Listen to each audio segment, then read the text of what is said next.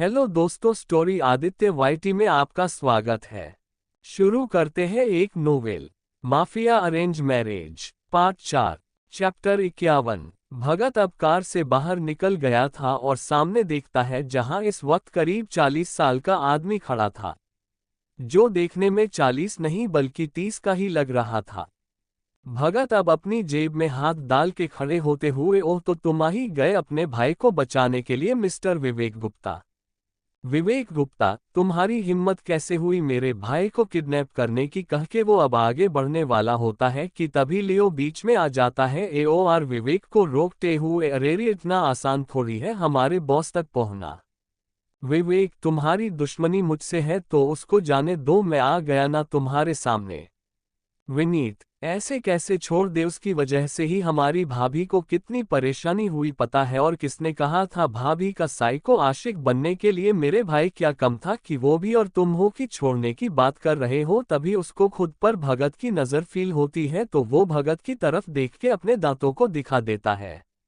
विवेक, हाँ तो तुमसे पहले उसको वो पसंद आई थी। वो तुम हो जो उन दोनों के बीच में आए, जिसकी वजह से मेरा भाई ऐसा हो गया। और वो लियो, ऐसा हो गया। क्या हो गया उसको। विवेक, उसको जब उस लड़की के बारे में पता चला कि उसकी शादी तुमसे हो गई है, पागल हो गया था वो। हर दिन जिद करने लगा कि उसको वही लड़की चाहिए। खाना खाना छोड़ दिया, बस हर वक्त उसकी तस्वीर लेके बैठा रहता। कहते हुए विवेक बहुत ही बेबस नजर आ रहा था। हाँ, वो ही तुम्हारी बीवी के पीछे अपना आदमी भेजता जबकि तुम सबको मारवा देता। दी अब तक कम से कम उससे लगभग 20 से ज्यादा लोगों को भेजा होगा। मैंने बहुत समझा कि छोड़ दे अपनी जिद, वो किसी और की हो गई है, वो अब तेरी नहीं हो सकती। लेकिन वो नहीं माना और दिन ब दिन उसकी हालत खराब हो गई। एओआर उसको मेंटल हॉस्पिटल में एडमिट करना पड़ा। मुझसे उसकी हालत देखी नहीं गई और मैंने तुमसे बदला लेने का फैसला लिया। मैंने फैसला किया कि मैं उस इंसान को ही खत्म कर दूंगा जिससे मेरे भाई की यह हालत हुई है।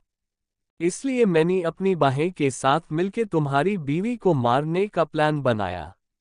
भगत, और तुम्हारी बहनें मतलब मेरी चाची सुहानी गुप्ता। भगत की बात सुन के विनीत और लियो अब हैरान हो के भगत को देखते हैं। वही विनीत अब हकलाते हुए, क्या मतलब है कि वो विच चाची। अव्यय एचएमवे से एक और बात बता, वो हमारी चाची नहीं है। हमारी चाची तो रीवान को जन्म देते वक्त ही मर गई थी। विनीत, तो फिर हमारे घर में जो इस वक्त है वो। भगत, वो उनकी जुड़वा बहन रूहानी गुप्ता है जो कि सुहानी ठाकुर बनके वहां आए है। यहाँ तक कि रिवान को भी पता है कि वो उनकी असली मां नहीं है। भी तो जब उस वक्त रूहानी गिरी सीढ़ियों से तब सिर्फ रिवा को ही फर्क पड़ा था, रिवान को नहीं। विनीत, लेकिन उन्हें चाचू के दोनों बच्चों को क्यों पाला, वो हमें भी तो दे सकती थी।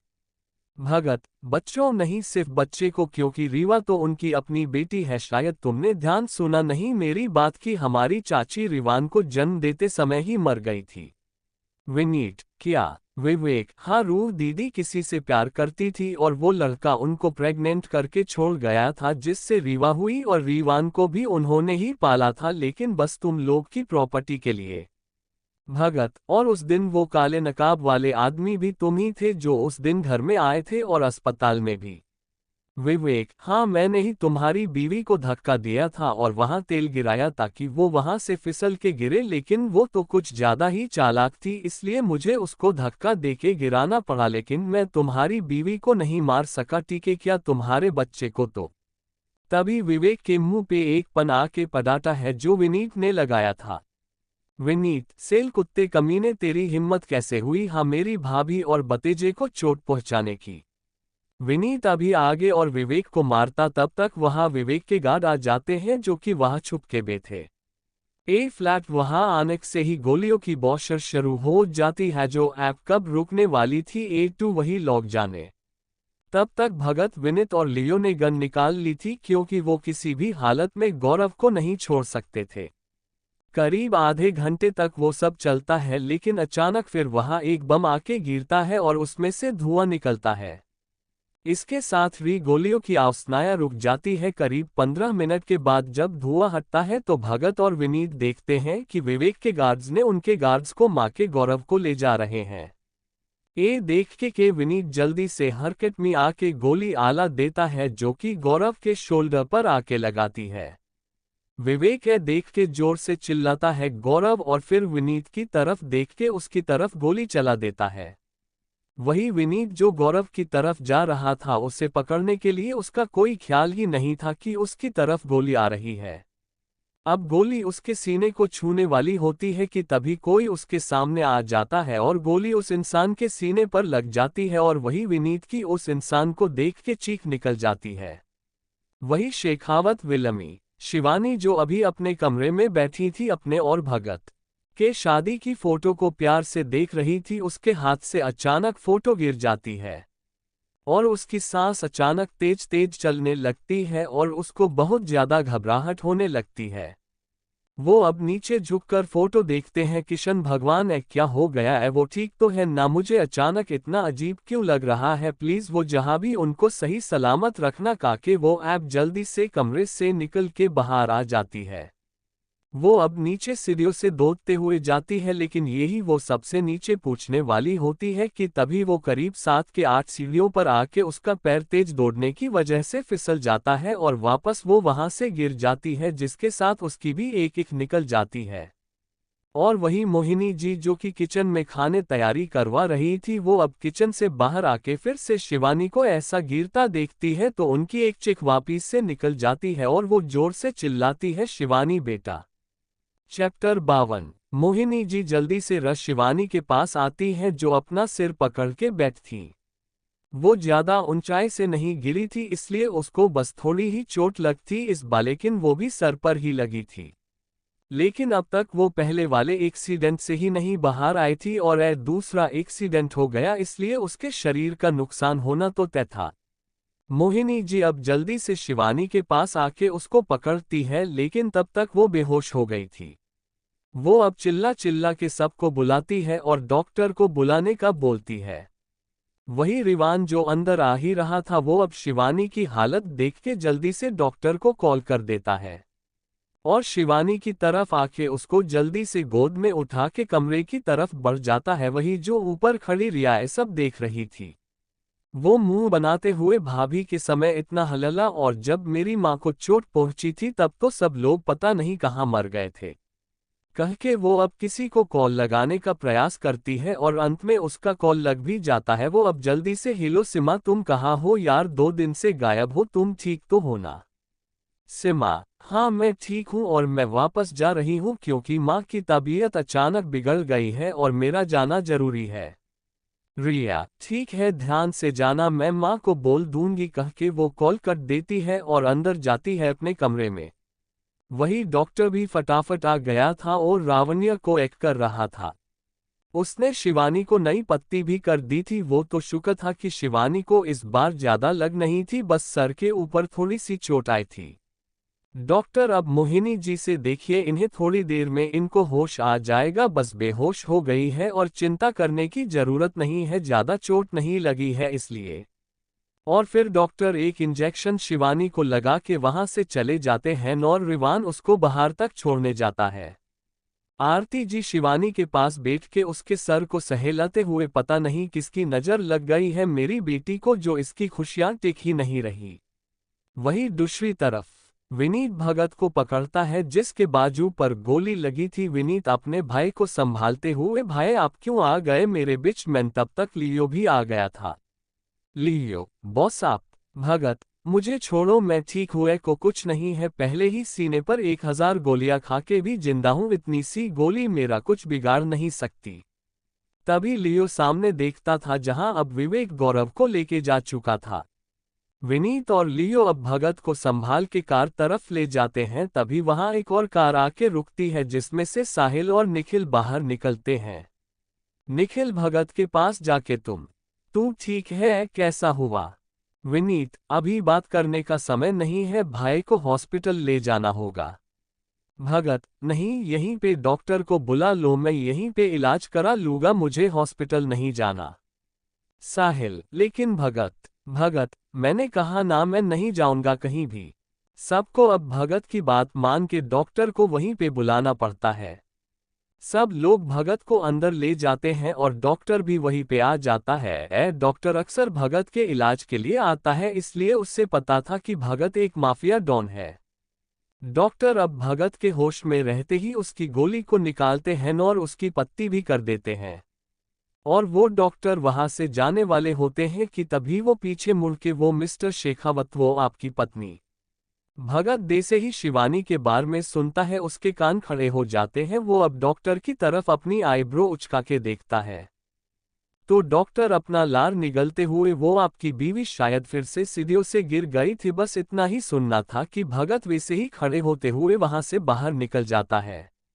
वो इतनी स्पीड में निकला था कि डॉक्टर को आगे बोलने का मौका ही नहीं मिला और वो बस हल्के बक्के होकर देखते रहे। अब वहां विनीत और बाकी लोग जो कि हैरानी से देख रहे थे वो भी अब निकलने वाले होते हैं। तभी डॉक्टर, अरे पहले बात तो सुनिए, वो बस 3 या 4 सीढ़ियों से गिरी थी, ज्यादा चोट भी नहीं आई, बस थोड़े हाथ में लगी थी और थोड़े सर में, लेकिन वो ठीक है। विनीत और लियो उसकी बात पे राहत की सांस लेते हुए, हम अच्छी बात है कि वो ठीक है, लेकिन घर में इतने लोग हैं, क्या वो सब उनका ध्यान नहीं रख सकते थे? कह के वो लोग भी अब वहां से निकल जाते हैं। वही भगत तो अकेला ही निकल चुका था। वो 4 भी अपनी अपनी कार लेके वहां से निकल पड़ते हैं। वही पीछे रह गए डॉक्टर अपने आप से मुझे बुला के यहीं छोड़ गए, मुझे भी ले जाते। तभी एक गार्ड्स उनके पास आके, चलो मैं आपको छोड़ देता हूं, तो डॉक्टर अब मुस्कुराते हुए गार्ड्स के साथ चल देते हैं। वही एक कार फुल स्पीड में आके ठाकुर विला के आगे रुकती है और उसमें से शर्ट लेस भगत बाहर निकलता है, जिसके बाजू पे पट्टी बंधी थी और ज्यादा प्रेशर पड़ने की वजह से वहां से खून निकलना स्टार्ट हो गया था। वो अब अपनी परवाह किए बिना अंदर जाता है और अपने कमरे की तरफ बढ़ जाता है। वही हॉल में जो लोग थे वो भगत को ऐसे देख के हैरान रह जाते हैं और वही मोहिनी जी जो कि शिवानी की वजह से परेशान थी, वो अपने बेटे को ऐसे देख के और परेशान हो जाती है और अपने बेटे के पीछे पीछे जाने वाली होती है कि तभी कोई उनको पीछे से रोक लेता है।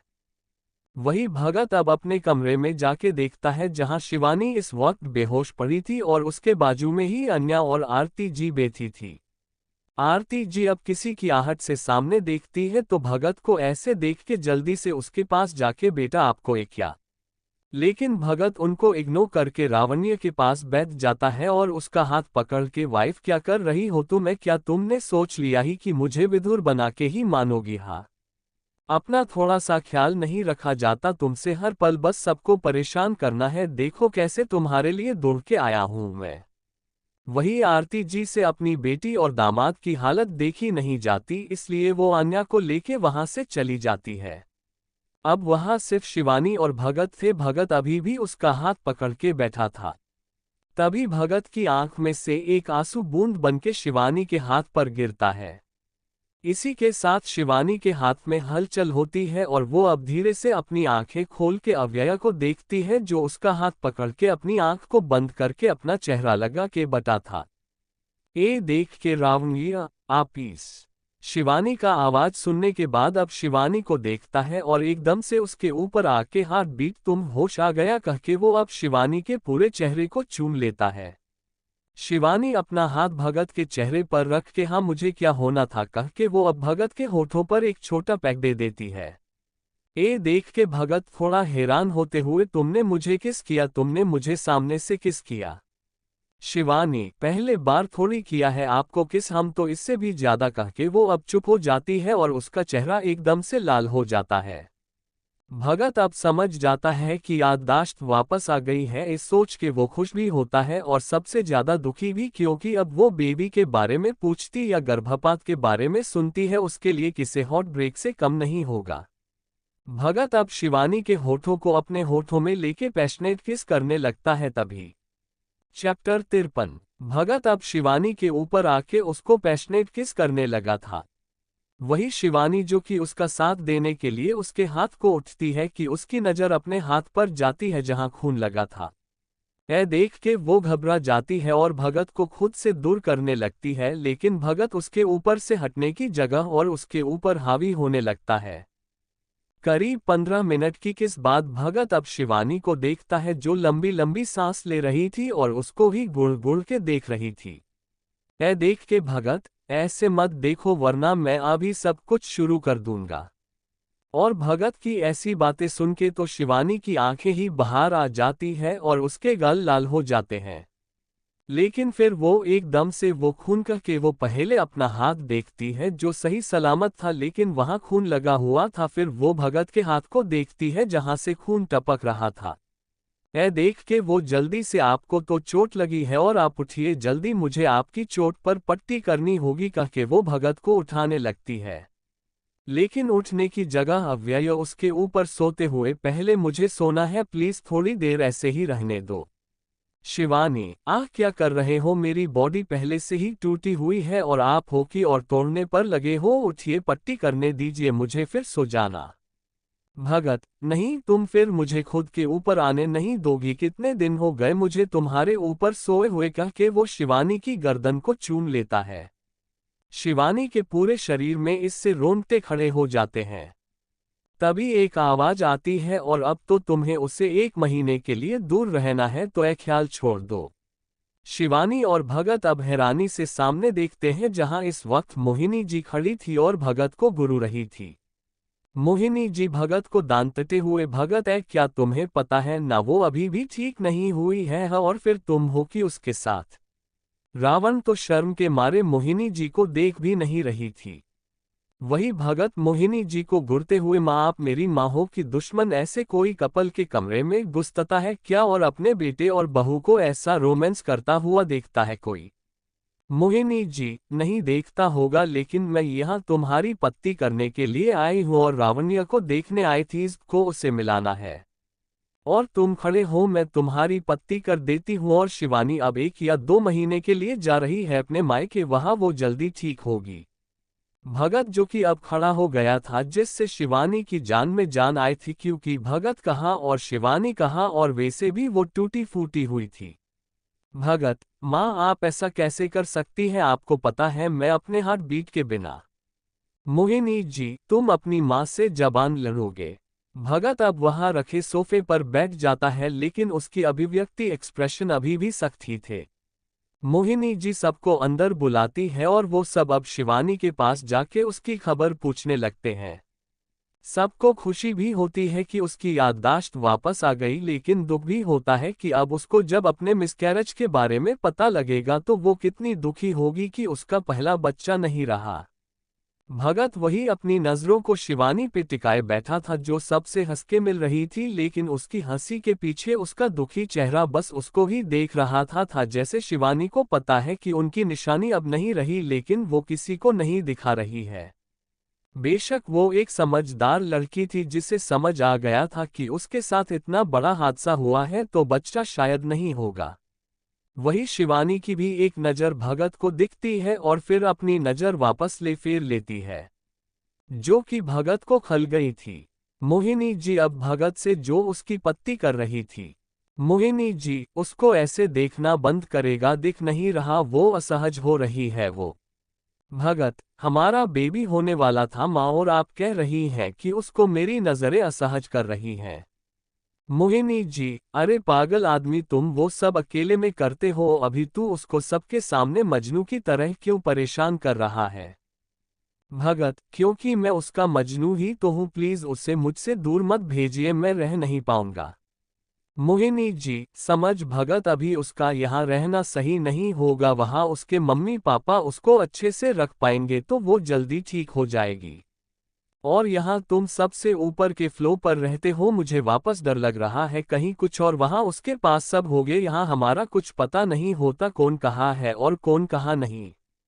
और उसको अभी अपने मिसकैरेज वाले ट्रोमा से भी बाहर आना है, जो कि शायद यहाँ रहे कि वो उसको ज्यादा याद करे, प्लीज समझ। अच्छा, जब वो पूरी ठीक हो जाए तब उसको कहीं घुमाने ले जाना, अच्छी जगह, ठीक है। भगत अभी भी कुछ नहीं बोलता, बस अपनी अभिव्यक्तिहीन एक्सप्रेशन लेस आंखों से शिवानी को देखता रहता है।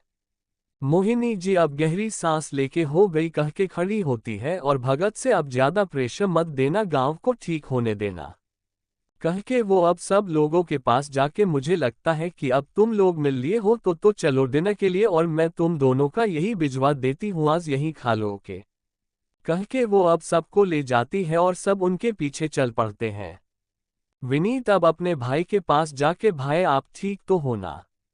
भगत बस अपना सिर हिला देता है और ये देख के विनीत का मुंह बन जाता है और वो अब वैसे ही बाहर निकल जाता है और वही अन्या मुंह दबा के हंसने लगती है और विनीत के पीछे पीछे बाहर आ जाती है। सबके जाने के बाद भगत उठ के शिवानी के पास आके उसके सामने बैठ जाता है तो शिवानी भी अब ठीक से बेथके आपकी चोट ठीक है ना अब कह के वो भगत की चोट को छू के देखती है। वो अब अपने हाथ को पीछे ले जाने वाली होती है कि तब तक भगत उसका हाथ पकड़ के खींच के उसे अपनी गोद में बिठा देता है। यह देख के शिवानी खुद को छुड़ाते हुए क्या कर रहे हैं, छोड़िए मुझे और आपको प्रेशर देने से मना किया ना माने फिर क्यों मुझे ऐसे। भगत तो तुम्हारा ध्यान मुझ पे ही था। शिवानी अब छोड़ के इधर उधर देखते हुए नहीं वो मेरा मतलब है वो तो बस ऐसे ही। भगत क्या सोच रही हो। शिवानी कुछ नहीं मुझे क्या भी। भगत उसके मुंह पर उंगली रखते हुए जितना दर्द है मेरे सामने निकालना है निकल दो फिर वहां अपने घर जाके बैठ के ज्यादा सोचोगी या रोंगी। उससे अच्छा है मेरे सामने रो दो। शिवानी की आंख में भगत की बात सुन के आंसू आ जाते हैं। वो अब आंसू भरी आंखों से भगत को देखते हुए हमारा बेबी हमारा पहला बेबी सब मेरी वजह से हुआ है इस सुबकते हुए। अगर मैं उस दिन ऐसे नीचे नहीं आती और उसकी जगह लिफ्ट का इस्तेमाल करती तो शायद बेबी बच जाता और वो हमसे दूर भी नहीं होता। सॉरी मेरी वजह से हमारा बेबी कह के वो अब भगत के सीने पर अपना सर रख के रोने लगती है। उसका रोना बहुत तेज था जैसे वो अपना सारा दर्द इन आंसुओं के जरिए बहा रही हो। भगत शिवानी की पीठ को रब करते हुए कुछ भी तुम्हारी वजह से नहीं हुआ है, शायद उसका अभी समय नहीं था तो वापस चला गया। जब उसका सही समय आएगा तब वो वापस हमारे पास होगा देखना, और इस बार तो वो हम दोनों के हाथ में भी होगा ना कि 4 दिन का मेहमान। शायद हमने उसको बिन बुलाया मेहमान कहा था इसलिए वो रूठ के चला गया, लेकिन अब खुद उसको वापस लाएंगे तो वापस आ जाएंगे कह के वो शिवानी के चेहरे को ऊपर करता है जो कि अब थोड़ी शांत हुई थी। शिवानी कौन कहेगा कि आप एक कोल्ड सीईओ हैं, आप कितनी अच्छी बातें करते हैं जो किसी के भी दिल को छू जाए। भगत शिवानी की बात पे मुस्कुरा देता है। पहली बार था जब शिवानी भगत की मुस्कान देख रही थी जिसमें वो बहुत प्यारा लग रहा था। शिवानी अब प्यार से भगत के गाल पे हाथ रखते हुए मैं वादा करती हूँ कि आज के बाद मैं अपना पूरा ख्याल रखूंगी और आपका भी कह के वो भगत को गले लगा लेती है। भगत भी शिवानी को गले लगा लेता है फिर वो उसके माथे को चूम लेता है। भगत धीरे धीरे शिवानी को अपने एक हाथ से छेड़ने लगता है। वो अपने एक हाथ से रावण्य की कमर को कसके पकड़ता है और खुद से चिपकाते हुए उसके चेहरे को ऊपर करने का बोलता है। शिवानी अब एक आंख के साथ भगत को देखती है तो भगत उसके होठों को अपने होठों में लेके चूमने लगता है। रावण भी भगत के बालों में हाथ फेरते हुए उसका साथ देती है। धीरे धीरे शिवानी अब भगत को लेके लेट जाती है। भगत अब शिवानी के ऊपर था और वो उसके नीचे, लेकिन उसने भगत की चोट का ध्यान रखा था और वही भगत तो पूरा उसमें खोया हुआ था। वो अब अपना दूसरा हाथ मूव करने वाला होता है कि शिवानी उसका वो हाथ पकड़ लेती है। भगत किस रोक के शिवानी को देखते हुए I want to feel you heart beat. Shivani लेकिन आपकी चोट प्लीज इसको मत यूज करिए। भगत तो फिर मैं तुम्हारे कपड़े कैसे उतारूंगा। शिवानी भगत की बात सुन के शर्मा जाती है लेकिन अपनी आंखों को नीचे करते हुए मैं अभी उस स्थिति में नहीं हूं कि आपके साथ वो सब। भगत उसकी ठुड्डी पर किस करते हुए मुझे पता है लेकिन मैं ऊपर ऊपर से तुम्हें महसूस कर सकता हूं ना कह के वो उसके सीने को देखता है। यह देख के शिवानी और बुरी तरह शर्मा जाती है और खुद को पलट देती है। भगत अब शिवानी की टी शर्ट के अंदर हाथ डाल के क्या तुमने अंदर कुछ नहीं पहना, तो शिवानी नाम में सर हिला देती है। यह देख के भगत अब अपने हाथ को ऊपर ले जाता है लेकिन शिवानी पेट के बल लेती थी जिससे उसको तकलीफ हो रही थी। यह देख के वो अब अपने एक हाथ से उसको अपनी और पलट के उसकी टी शर्ट को ऊपर करता है और टी शर्ट पूरी ढीली थी इसलिए वो अपना सर टी शर्ट के अंदर डाल देता है और उसको लेके वापस से ऊपर होके बैठ जाता है।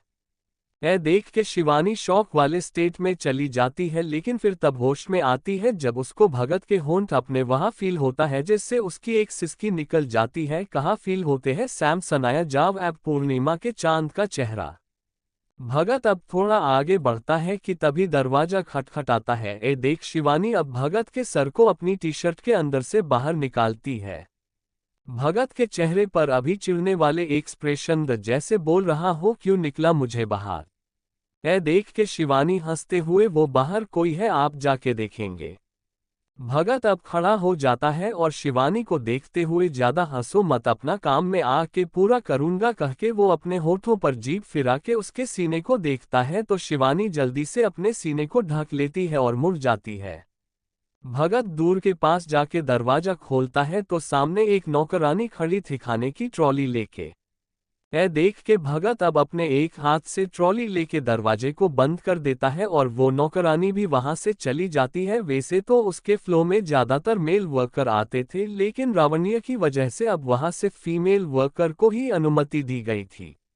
भगत अब खाने की ट्रॉली लेके वहां एक टेबल के पास रख देता है और शिवानी की तरफ बढ़ के उसको अपने एक हाथ से उठा लेता है और फिर चैप्टर 54। भगत अब शिवानी को अपने एक हाथ से उठाकर सोफे पर ले जाता है और उसको अपनी गोद में बिठा के खाने को निकलने को कहता है। शिवानी अब अपने और भगत के लिए खाना निकालती है और फिर अपने हाथों से भगत को भी खिलाती है और खुद भी खाती है। भगत खाते समय भी शिवानी को छेड़ना नहीं छोड़ रहा था और शिवानी बार बार भगत के हाथ को खुद से दूर करते हुए उसको गुरती कि क्यों वो उसको परेशान कर रहा है। थोड़ी देर में ही दोनों को खाना हो जाता है तो भगत शिवानी को साइड में बिठा के ट्रॉली बाहर ले जाके रख देता है और फिर वापस शिवानी के पास आके, अब कहाँ जाऊंगी। शिवानी अपने बाहों को भगत के आसपास लपेटते हुए, जाना भी कौन चाहता है कह के वो भगत को थोड़ा सा नीचे झुका के उसको चूमने लगती है। भगत शिवानी को फिर से अपने एक हाथ से उठा लेता है तो शिवानी अपने पैरों को उसके टॉसों पर लपेट लेती है, लेकिन दोनों की किस ब्रेक नहीं होती। भगत वापस शिवानी को बिस्तर पर लाके उसको लिटा के उसके ऊपर आ जाता है। वो अब शिवानी के होठों को छोड़ के शिवानी को देखता है जो लंबी लंबी सांस ले रही थी। भगत अब शिवानी के कान में I want to see you. Shivani Bhagat को हैरानी से देखती है, फिर अपने चेहरे को नीचे करते हुए, अभी नहीं, वो मेरे घाव अभी भी। अव्यया, आई एम योर हस्बैंड, मुझे सब देखने का हक है, हार्ट बीट है ना। शिवानी, पर मुझे कुछ नहीं दिखाना अभी कह के वो अब अव्यया को थोड़ा सा धक्का देती है। भगत अपने एक हाथ से शिवानी के दोनों हाथ को पकड़ते हुए, अगर तुमने ऐ नहीं किया तो मैं अपने इस हाथ का इस्तेमाल करूंगा, फिर मत कहना कि मैंने। शिवानी, आप मुझे ब्लैकमेल कर रहे हैं। भगत, बेशक। शिवानी अब हार मानते हुए, ठीक है, लेकिन मैं नीचे वाला नहीं उतारूंगी, मैं सिर्फ अपनी टी शर्ट ही निकालूंगी। अव्यय, क्यों? रावण, क्यों, क्या मतलब है, मुझे शर्म आ रही है और अभी भी मुझे दर्द हो रहा है यहाँ कह के वो अब अपने पेट के नीचे ले वाले हिस्से को बताती है। भगत देख के अब रस शिवानी के माथे पर किस करते हुए, आई स्वेयर कि कुछ नहीं करूंगा, बस मुझे तुम्हें देखना है और तुम भी तो मुझे देखूंगी ना, और तुम ही मेरा पैंट भी। भगत आगे बोलता इस पहले शिवानी उसका मुंह अपने हाथ से बंद करते हुए, शर्म नहीं आती क्या आपको ऐसी बातें करते हुए, मैं ऐसा कुछ नहीं करने वाली। भगत, तुम करोगे, अब तुम निकल रही हो या मैं अपने तरीके से कह के वो अब अपना हाथ हिलाने वाला होता है। शिवानी जल्दी से। शिवानी, ठीक है, निकाल रही हूं कह के वो अब भगत को खड़ा होने का कहती है तो भगत बैठ जाता है। शिवानी अब भगत की तरफ अपनी पीठ करके अपने कपड़े उतारकर एक एक करके उतारती है। शिवानी ने जैसे ही अपनी टी शर्ट को उतारा थी, भगत देखता है उसकी पीठ पर एक पट्टी लगी है, क्योंकि शिवानी की पीठ पर भी चोट आई थी, इसलिए जो शोल्डर के पास वाली थी। वो अब वहां अपने होठों को रख देता है तो शिवानी की आंखें एक बार फिर साथ बंद हो जाती हैं। शिवानी अब धीरे खुद को पलट के भगत के सीने लगते हुए, बहुत दर्द हो रहा है। भगत, मैं हूं ना तुम्हारा सारा दर्द दूर करने के लिए कह के वो अब अपने पास में पड़े दराज में से मेडिसिन निकाल के लावण्य को पिला देता है। उसके बाद अपने दूसरे हाथ में ऑइंटमेंट लेता है और शिवानी की पीठ जहां पे छिलने के निशान वहां लगाने लगता है। रावण की आंखें इस वक्त बंद थी, वो बस भगत के हाथों को खुद पे महसूस कर रही थी। अब सब जगह अपने होंठ भी रख रहा था, जिससे शिवानी की पकड़ बेडशीट पर कस रही थी। भगत अब अपनी हिसकी वॉइस में शिवानी के कान भी। शिवानी भगत को देखते हुए, प्लीज एनी। भगत, तुम चाहती हो हार्ट बीट के मैं इसका इस्तेमाल करूं? शिवानी अब मजबूर होके अपने प्लाजो को भी उतार देती है। उसको बहुत ज्यादा शर्म आ रही थी, लेकिन उसको करना तो था, लेकिन उसने अपना इनरवियर नहीं उतारा था। भगत अब शिवानी के पैरों को देखता है, वहां भी जगह जगह छिलने के निशान थे, तो वहां भी अब ऑइंटमेंट लगा के चूमता है। भगत अब शिवानी को देखता है जो अपने सीने को ढके हुई थी। भगत अब खड़ा होके अपने एक हाथ से ही अपना भी ट्राउजर उतार देता है, बस बॉक्सर नहीं उतारता। वो शिवानी के पास जाके उसको बिस्तर पर लेटा देता है। वो अब धीरे से शिवानी के ऊपर आके खुद को और उसको कंबल से कवर करके शिवानी से heart beat open your eyes आंखें। शिवानी अब धीरे से अपनी आंखें खोल के भगत को देखती है, जो कि उसने भगत के कपड़े उतारते वक्त बंद कर ली थी। रावण, ये माई बॉडी डजंट लुक अगली। अव्यय, शशश, तुम्हारी हिम्मत कैसे हुई? तुम ऐसे मेरे हार्ट बीट के शरीर को बदसूरत कैसे कह सकती हो? तुम्हारी इतनी हिम्मत। रावण, ये साही टू। भगत अब अपने होठों को रवन्या के होठों पर रख के, शश, तुम्हारा शरीर बदसूरत कैसे हुआ? ये तो सबसे सुंदर है मेरे लिए, और वैसे भी शरीर से क्या फर्क पड़ता है? शिवानी, ऑफकोर्स पड़ता है, लोग सुंदर लोगों को ही ज्यादा भाव देते हैं। लोग, क्या होता अगर मैं सुंदर नहीं होती तो? क्या होता अगर मैं खराब दिख रही होती? क्या आपकी दादी मुझे पसंद करती?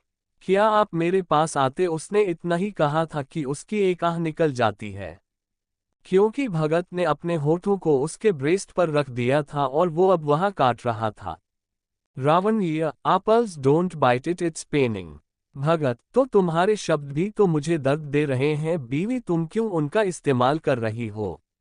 शिवानी अब भगत को देखती है, जो अब उसके होठों के पास आ गया था। वो अब शिवानी के ऊपर खुद को पूरा रखते हुए, मुझे फर्क नहीं पड़ता कि तुम कैसी दिखती हो कैसी नहीं, मुझे बस तुम अपने पास चाहिए, कह के वो शिवानी के गर्दन में अपना चेहरा घुसा देता है। शिवानी अब खुद के हाथों को भगत के सिर पर रख के उसके बालों को सहेलते हुए, सॉरी वो बस ऐसे ही मुझे तो, कह के वो अब भगत को देखती है जिसने अपनी आंख को बंद कर दिया था। देख के वो भी अपने दोनों हाथों को भगत के चेहरे के आसपास रख के उसको अपने सीने से लगा के सो जाती है। वहीं दूसरी तरफ साहिल ने जीवा को दीवार पे पिन किया हुआ था और वो जबरदस्त जीवा को किस कर रहा था। वही जीवा बार बार साहिल को धक्का देती, लेकिन साहिल उस पर और हावी हो रहा था।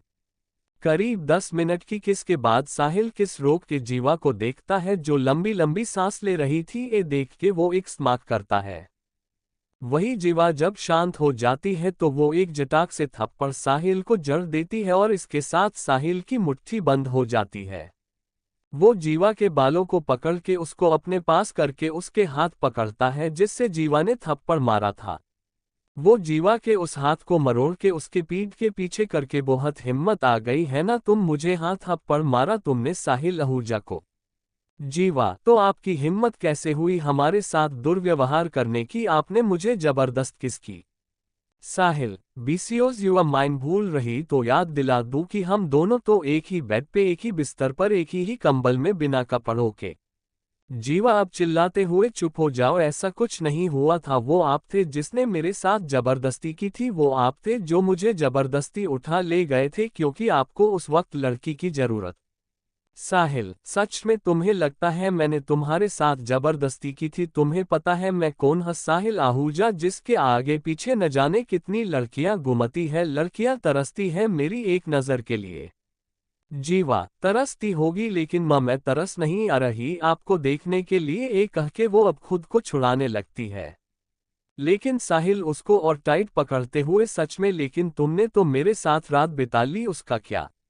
जीवा, मैंने कोई रात नहीं बिताए आपके साथ, आपको गलतफहमी हो गई है। मैंने खुद को आपसे उस दिन बचा लिया था, और छोड़िए मुझे जाने दीजिए, आपको मैंने बीच में ही बेहोश कर दिया था मार के। साहिल, सही कहा, लेकिन ये तो सिर्फ मैं और तुम जानते हो, बाकी लोगों तो यही लगा था कि मैंने और तुमने। और फिर तुमने भी तो मेरे मॉम डैड को यही बोला था कि मैंने तुम्हारे साथ जबरदस्ती की है, जबकि मुझे ड्रग्स तो तुमने ही दिए थे मेरे साथ रात बिताने के लिए। आखिरकार इतने पैसे वाले लड़के को हाथ से थोड़ी जाने देती तुम, इसलिए तुम मेरी इमेज मेरे मॉम डैड के सामने खराब की और उन्हें वो सब बता दिया ताकि वो तुम्हारी शादी मुझसे करा देहा। जीवा, छोड़िए, मुझे उस वक्त कुछ समझ नहीं आ रहा था, मुझे बस खुद को बचाना था आपसे और मुझे खुद कुछ नहीं पता मैंने अंकल आंटी को क्या कहा था, या मुझे कोई दिलचस्पी नहीं है आपके साथ शादी करने में और आपके पैसे में भी, और आप मैं तो बिल्कुल भी नहीं है। इस तरह मैं वहां से चली गई थी जब आंटी को साफ ना बोला कि जब उन्होंने मुझसे शादी के लिए बोला था आपसे आप उनसे भी पूछ सकते हैं, कह के वो अब रोने लगती है क्योंकि उसको अब दर्द भी हो रहा था और साहिल की बात उसको चुभ भी रही थी। साहिल को पता नहीं जीवा की बात सुनकर बहुत गुस्सा आता है, उसको जीवा की ये बात लग जाती है। उसकी माँ ने उसका रिश्ता जीवा के सामने रखा था लेकिन फिर भी वो नकार के चली गई थी। वो अब जीवा के दुपट्टे को एक झटके से अलग कर देता है। देख के जीवा का रोना अचानक बढ़ जाता है लेकिन साहिल उसके दुपट्टे से उसका मुंह बंद कर देता है और उसको अपनी गोद में उठा के अपने कमरे की तरफ बढ़ते हुए, बहुत शौक है रिजेक्ट करने का, अब तो मैं तुम्हारे लिए उसका कोई विकल्प ही नहीं छोड़ूंगा। जो उस वक्त नहीं हुआ था वो अब होगा, वो भी होश में समझी। और वो ये बात बहुत गुस्से में बोल रहा था और वही जीवा उससे खुद को छुड़ा रही थी। साहिल ने उसके हाथ भी बांध दिए थे जिससे वो अपना मुंह भी नहीं खोल सकती थी। साहिल अब जीवा को वही एक रूम में ले जाता है और उसको बिस्तर पर ले जाकर पटक देता है। जीवा अब खड़ी होके भागने वाली होती है कि साहिल रूम का दरवाजा बंद कर देता है। साहिल अब जीवा की तरफ देख के उसकी तरफ बढ़ते हुए, तुम्हारी वजह से मुझे अपनी इज्जत अपनी माँ बाप के सामने खोनी पड़ी थी, अब तुम मेरी इज्जत बनके उनके सामने जाऊंगी, कह के वो अब जीवा के ऊपर आ जाता है और जीवा के दुपट्टे को उसके मुंह से हटा देता है और हाथ भी खोल के उसके होठों पर अपने होठों को रख देता है। जीवा अब खुद को छुड़ाने के लिए संघर्ष करती है लेकिन कहाँ हट्टा कट्टा साहिल और कहाँ दुबली पताली जीवा। साहिल अपने गुस्से में इतना पागल हो गया था कि उसको जीवा की चीख और उसका रोना ही नहीं सुनाई दे रहा था। उसको सुनाई दे रहा था तो सिर्फ अपनी माँ बाप की आवाज। वो अपनी आंखें बंद करता है तो उसको अपनी मोम दिखती है जो कह रही है, थी तुमने हमारी नाक शर्म झुका दिया। साहू उसके पापा उसको बोल रहे थे कि उसकी उनकी नाक उसकी वजह से सब मेहमान को सामने कट गई, वो कैसे एक भोली लड़की के साथ ये सब कर सकता है। तभी उसको अपनी दादी की आवाज आती है जो अपने सारे रिश्ते और नाते उससे तोड़ते हैं और उसके मापा को लेके चली गई थी। तब से वो अकेला ही हो गया था, उसको तब से उसके परिवार ने छोड़ दिया था, यहाँ तक कि वो उससे मिलने भी नहीं आते थे। जीवा को तो शायद वो बात इतना इफेक्ट नहीं करी लेकिन साहिल तो प्योर 6 महीने तक डिप्रेशन में था, सिर्फ उस घटना की वजह से भी। पता नहीं वो कौन सा नशा करने लगा था क्योंकि वो सबसे ज्यादा प्यार अपनी माँ से करता था लेकिन जीवा की वजह से ही उसकी माँ उसको छोड़ के चली गई थी और उसकी माँ को जीवा से माफी मांगते देख और उनकी सबके सामने शर्मिंदा होना पड़ा था, जबकि उसकी कोई गलती ही नहीं थी। उसको तो खुद किसी ने ड्रग्स दिया था और ये तब से वो हमेशा दारू और ड्रग्स के नशे में रहने लगा था। वही सब याद करके साहिल अपनी आंख खोलता है और जीव को देखता है जो अभी भी खुद को छुड़ाने में लगी थी। जीवा को देखते ही उसकी वो सब फिर से याद आ गया था और फिर से उसके गाँव हरे हो गए थे जो कि शायद मिटे भी नहीं थे क्योंकि उसे तो उसकी माँ बाप ने 3 साल पहले छोड़ दिया, तब से वापस मुड़ के ही नहीं देखा था। वो तो उसके दोस्तों ने उसको संभला और ठीक किया और उसको उसकी स्थिति से बाहर निकला, वरना वो तो नशे में ही अपना पूरी जिंदगी बर्बाद करके अब तक तो खत्म हो चुका होता। ठाकुर विला के सारे कमरे में साउंड प्रूफ दी, इसलिए किसी को भी अंदर की आवाज बाहर नहीं सुनाई देती थी। वही साहिल जो कि गुस्से में पूरा हैवान हो गया था, वो अब एक झटके में साथ जीवा की कुर्ती को फाड़ डालता है और इसके साथ ही जीवा की एक चिक निकल जाती है। चैप्टर 55। साहिल अपने गुस्से में जीवा के साथ मनमानी कर रहा था, वही जीवा उससे खुद को छुड़ाने के लिए संघर्ष कर रही थी। साहिल ने अब जीवा की कुर्ती फाड़ डाली थी। जीवा अब उसके सामने अपने सफेद इनरवियर में थी और वो खुद को ढकने की कोशिश कर रही थी और बस उसकी इच्छा रही थी कि वो उसे छोड़ दे, लेकिन साहिल को जीवा की कोई आवाज नहीं सुनाई दे रही थी। वो तो बस अपने गुस्से में आज जीवा को अपना बनाने का ठान चुका था। वो अब जीवा के दुपट्टे से वापस जीवा का मुंह बंद कर देता है।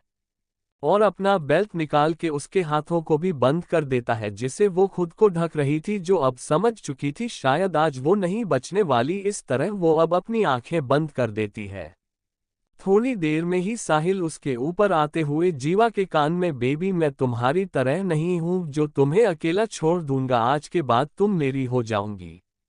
आखिरकार तुम्हें भी तो सजा मिलनी चाहिए ना, जो तुमने मेरे साथ किया उसकी।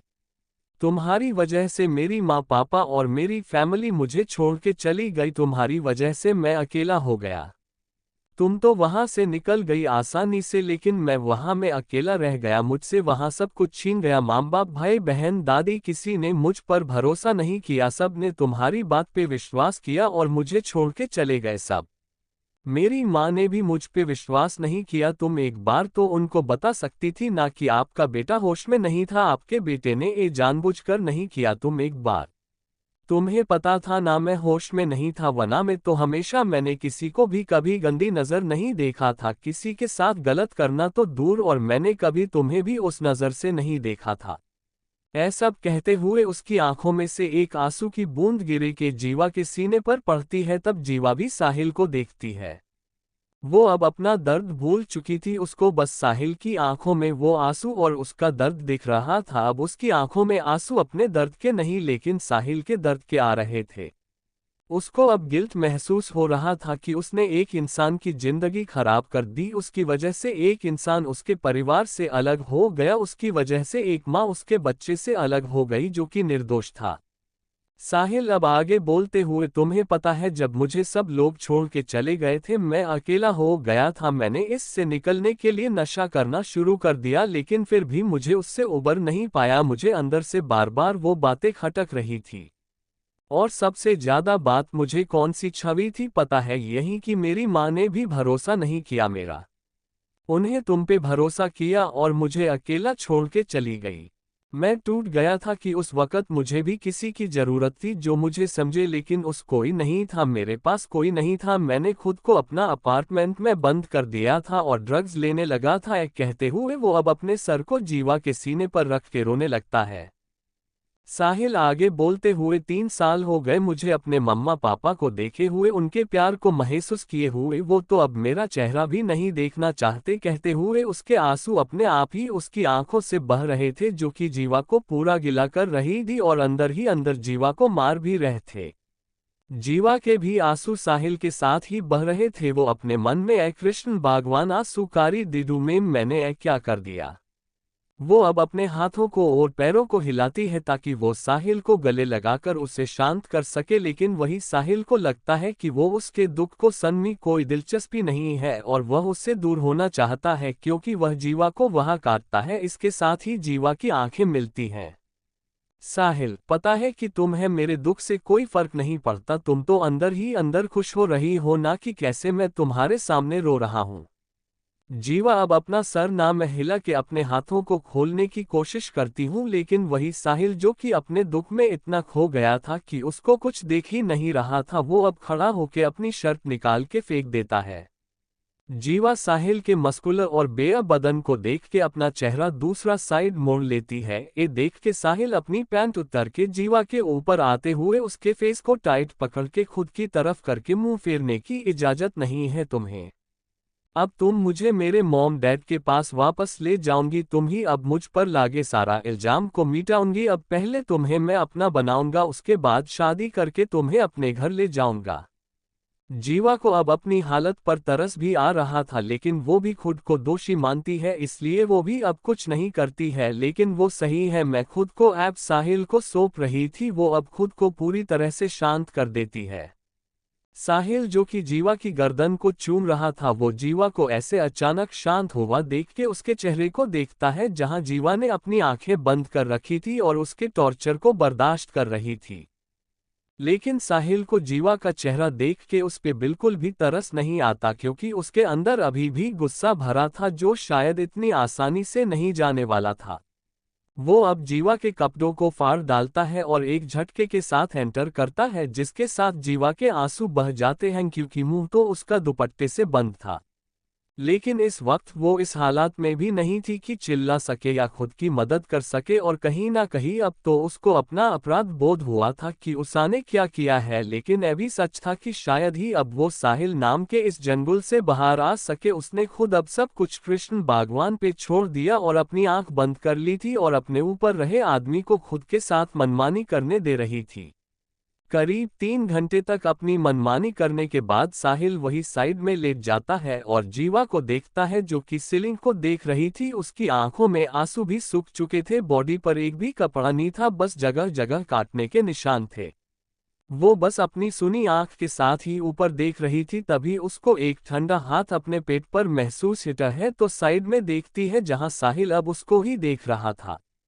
तो वो अब अपने नजरों को दूसरी तरफ कर लेती है। देख के साहिल, नजर फेरने से कुछ नहीं होगा बेबी, अब तो मैंने तुम्हें अपना बना लिया है। अब कल आधिकारिक ऑफिशियली तौर पर मेरी हो जाऊंगी और फिर मैं अपनी माँ के पास जा पाऊंगा, उसकी गोद में सिर रख पाऊंगा, उसके हाथ का खाना खा पाऊंगा। जीवा अब साहिल की बात सुन के उसको देख रही थी और अब तो फिर एक बार उसके पूरे शरीर का दर्द दे से गायब हो जाता है और उसकी सुनी आंखें फिर से उस आदमी के लिए भर आती है जिसने अभी उसके साथ वो सब बिना उसकी मर्जी के किया। लेकिन वक्त के साथ उसने भी तो खुद को उसको सौंप दिया, उसको विरोध करने के सिवाय। वही साहिल अब जीवा को अपना पास करके उसकी गर्दन में अपना चेहरा डाल के सो जाता है। वो जीवा को इतनी टाइट पकड़ के सोया था को जैसे अभी वो उससे दूर भाग जाएगी। अगली सुबह खिड़की से आती धूप से रावण्य की आंख खुलती है और वो खुद को और अपने पति को देखती है जो उससे बच्चे के जैसे लिपट के सोया था। यह देख के उसके चेहरे पर एक मुस्कान आ जाती है। वो अब भगत को थोड़ा दूर करके खड़ी होती है और भगत के चोट वाले हाथ के नीचे तकिया लगा के वॉशरूम की तरफ चली जाती है। वो अब वॉशरूम में तो आ गई थी लेकिन उसको शॉवर लेने में थोड़ी परेशानी हो रही थी। उसने जैसे तैसे खुद को ताज़ा किया और फिर अब वो टुवाल लपेट के बाहर आ जाती है जहां वो देखती है कि भगत बिस्तर पर बैठा उसको ही घूर रहा है। अबे देख के वो अब वापस अंदर जाने वाली होती है कि तब तक अव्यय अपनी सख्त वॉइस में हार्ट बीट स्टॉप, वरना इसकी बहुत बुरी सजा मिलेगी तुम्हें। भगत की बात सुन के शिवानी के कदम रुक जाते हैं। भगत अब उठ के रावण्य के पास आके उसको ऊपर से नीचे देखते हुए, हम तो तुमने अकेले ही नहा लिया। शिवानी, नहाने अकेले ही जाते हैं, किसी के साथ नहीं। लेकिन तब तक भगत उसको अपने कंधे पर उठाकर वापस अंदर ले जाते हुए, लेकिन मुझे अकेले नहाने की आदत नहीं है, मुझे तो तुम चाहिए होती हो, कह के वो अब शिवानी को वापस बाथरूम में ले जाता है। वही शिवानी बस उसको ना ही बोलती रह जाती है। चैप्टर 56। शिवानी जब बाथरूम से नहा के टॉवल लपेट के बाहर आती है तब वो सामने देख के शॉक हो जाती है, क्योंकि सामने भगत उठ के बैठ गया था और उसको ही एक तक देख रहा था। वो अब अव्यय से बचने के लिए भागने वाली होती है कि अव्यय उसके पास आके वापस उसको उठा के बाथरूम में ले जाता है।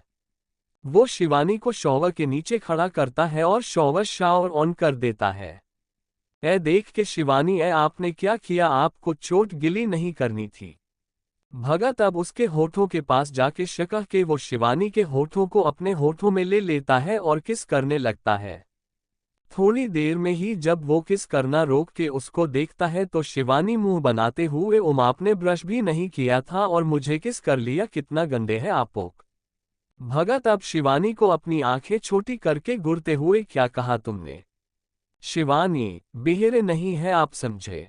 भगत, किस करना क्या, अगर तुम्हारी हालत अभी सही होती तो सब कुछ कर लेता और तुम रोक भी नहीं पाती, कह के वो अब शिवानी को खुद से चिपका के शॉवर लेने लगता है और उसकी गर्दन और पूरे शरीर पर किस और काटने लगता है। थोड़ी देर में ही अव्यय अब शिवानी को अपने एक हाथ से उठाकर बाहर लाता है। उसने टॉवल लपेट रखी थी और वही शिवानी ने अभी बाथरोब पहना हुआ था। वो अब शिवानी को लेके क्लोजेट में जाता है और वहां जाकर उसको उतार देता है, तो शिवानी अब जल्दी से खुद के लिए कपड़े निकालती है।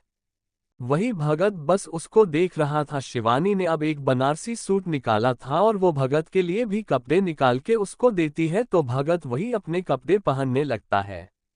यह देख के शिवानी अब शर्माते हुए, आप यहीं क्यों बदल रहे हैं, मुझे भी अपने कपड़े बदलने हैं।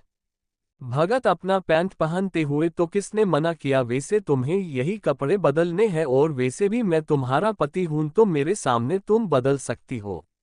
शिवानी, प्लीज आप जाइए यहाँ से, थोड़ी तो प्राइवेसी दे ही सकते हैं ना, आप ऐसे हर टाइम पास रहेंगे और मुझे नहीं बदलने आपके सामने कपड़े।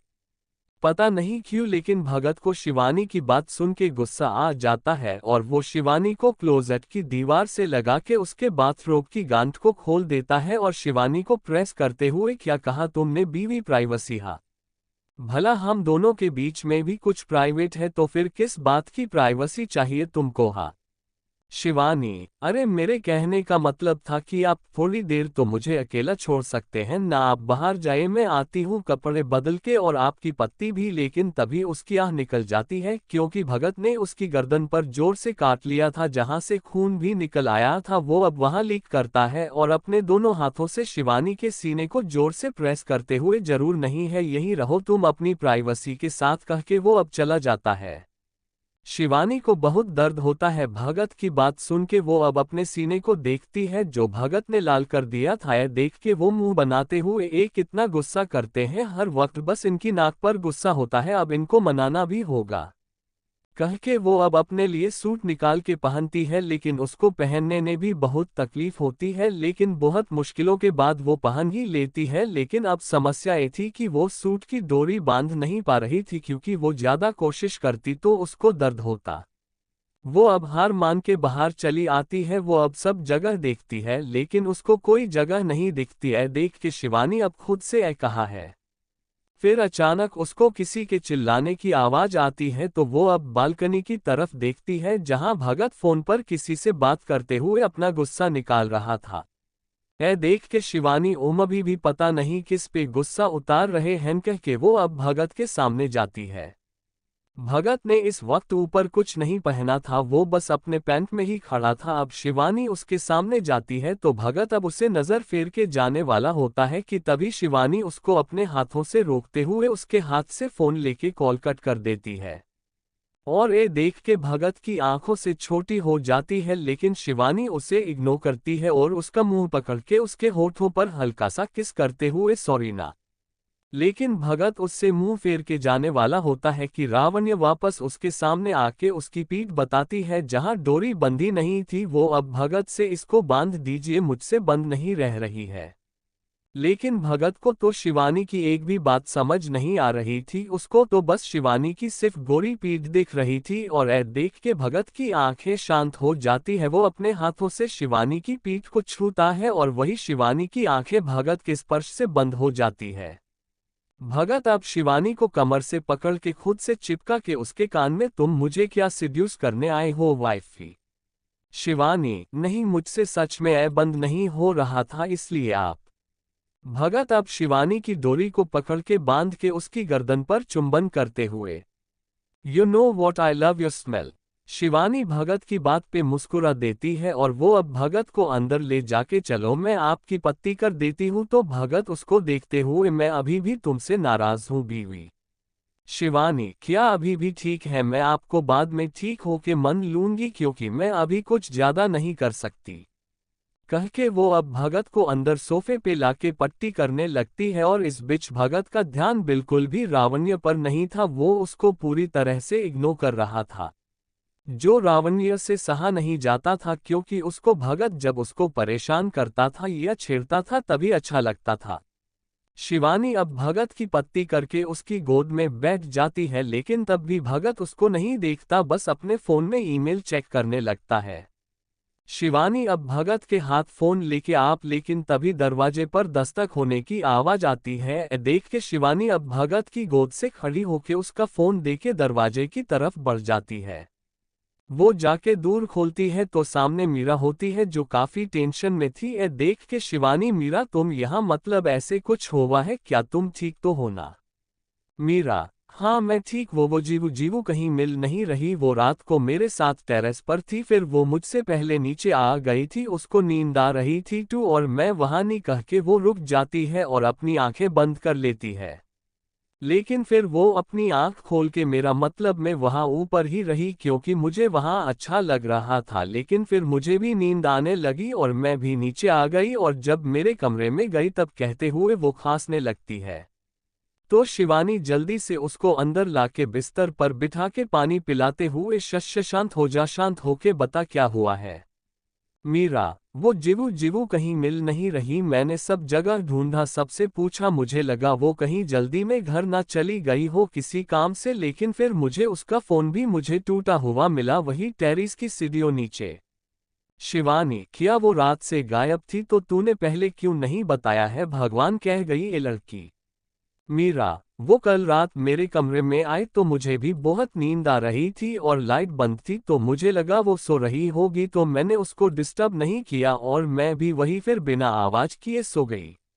लेकिन सुबह उठी तो देखा तो मेरे बाजू में तो कोई था ही नहीं और फिर सबसे पूछा लेकिन किसी ने उसको नहीं देखा था, यहाँ तक कि मैंने उसको बहुत फोन भी किए लेकिन उसने मेरा एक भी कॉल नहीं उठाया और फिर मैं वही टेरिस के पास गई जहाँ सीढ़ियों पर मुझे उसका फोन टूटा हुआ मिला और इसको देख के तो यही लग रहा है कि किसी ने जानबूझ के तोड़ा है क्योंकि सिर्फ गिरने की वजह से तो ऐसा नहीं टूट सकता ना। प्लीज रावी, जीवू को ढूंढना, मुझे उसकी टेंशन हो रही है, प्लीज जीजू से बोलना कि हमारी जीवू को ढूंढ ले, कहीं उसके साथ किसी ने भी। भगत जो कि पीछे बैठा सब सुन रहा था, वो अब वहां आके, तुम चिंता मत करो मैं ढूंढता हूँ, वैसे भी किसी की हिम्मत नहीं मेरे घर में आके मेरे लोगों को नुकसान पहुंचने की, चिंता मत करो वो ठीक ही होगी, मुझे अभी ढूंढता हूँ उसको, कह के वो अब लियो को कॉल लगाता है। और कुछ ही देर में लियो कॉल उठा लेता है तो भगत उससे मुझे कल रात की टेरिस के नीचे सीढ़ियों वाली सीसीटीवी फुटेज देख के बताव कि जीवा के साथ क्या हुआ था कल रात और अर्जेंट में जाओ अभी। सामने से लियो ओके बॉस कह के काम पे लग जाता है। भगत, देखो रोना बंद करो, थोड़ी देर में पता लग जाएगा। मीरा भगत की बात पे सर हिला देती है, वही शिवानी भी टेंशन में आ गई थी क्योंकि जीवा भी उसकी दोस्त थी, अफकोर्स वो अपने दोस्त के लिए फिक्र तो दिखाएंगी ही। थोड़ी देर में ही भगत को लियो की कॉल आती है। भगत जो कि अपनी शर्ट पहन रहा था वो अब अपना फोन उठा के लियो से हाँ कोई इन्फॉर्मेशन। सामने से लियो अटकते हुए कुछ कहता है जिससे भगत की मुट्ठी बंद हो जाती है और वो अपने दांत पिसते हुए, वो ऐसा कैसे कर सकता है कहा है वो, अभी भी लियो वापस से कुछ कहता है और भगत अब मीरा और शिवानी की तरफ देख के जीवा मिल गई है कह के वो अब बाहर जाता है तो दोनों ही उसके पीछे पीछे जाती है। भगत अब एक कमरे के आगे जाके रुकता है, शिवानी और मीरा भी उसके पीछे आ गई थी और वो दोनों ही कंफ्यूजन में थी अभी भी। और वही भगत अब कमरे के दरवाजे को खटखटाता है, पहले तो कोई दरवाजा नहीं खोलता लेकिन काफी देर तक दस्तक देने की वजह से आखिरकार दरवाजा खुलता है और भगत जैसे ही सामने वाले इंसान को देखता है तो उसके मुंह पर पंच जड़ देता है और वही वो इंसान संभल नहीं पाता और वो नीचे गिर जाता है। और वही मीरा और शिवानी अब अंदर जाके अंदर का नजारा देखते हैं तो दोनों की आंखें फटी की फटी रह जाती हैं। चैप्टर 57। भगत एक कमरे के सामने खड़ा था, वो अब दरवाजे को खटखटाता है लेकिन सामने से कोई दरवाजा नहीं खोलता, लेकिन बार बार भगत के दरवाजे को खटखटाने से दरवाजा खुलता है। जैसे ही डोर ओपन होता है तो भगत सामने वाले को देखे कि उसको एक पंच जड़ देता है जिसके साथ ही साहिल नीचे फर्श पे गिर जाता है। मीरा और शिवानी भगत को ऐसे साहिल को मारते देख पहले हैरान होती है लेकिन फिर जब दोनों अंदर देखती है तो उनकी आंखें फटी की फटी रह जाती है। वो अब जल्दी से अंदर जाती है जहां जीवा खुद को चादर से ढक के बैठी और वो बहुत डरी हुई भी लग रही थी।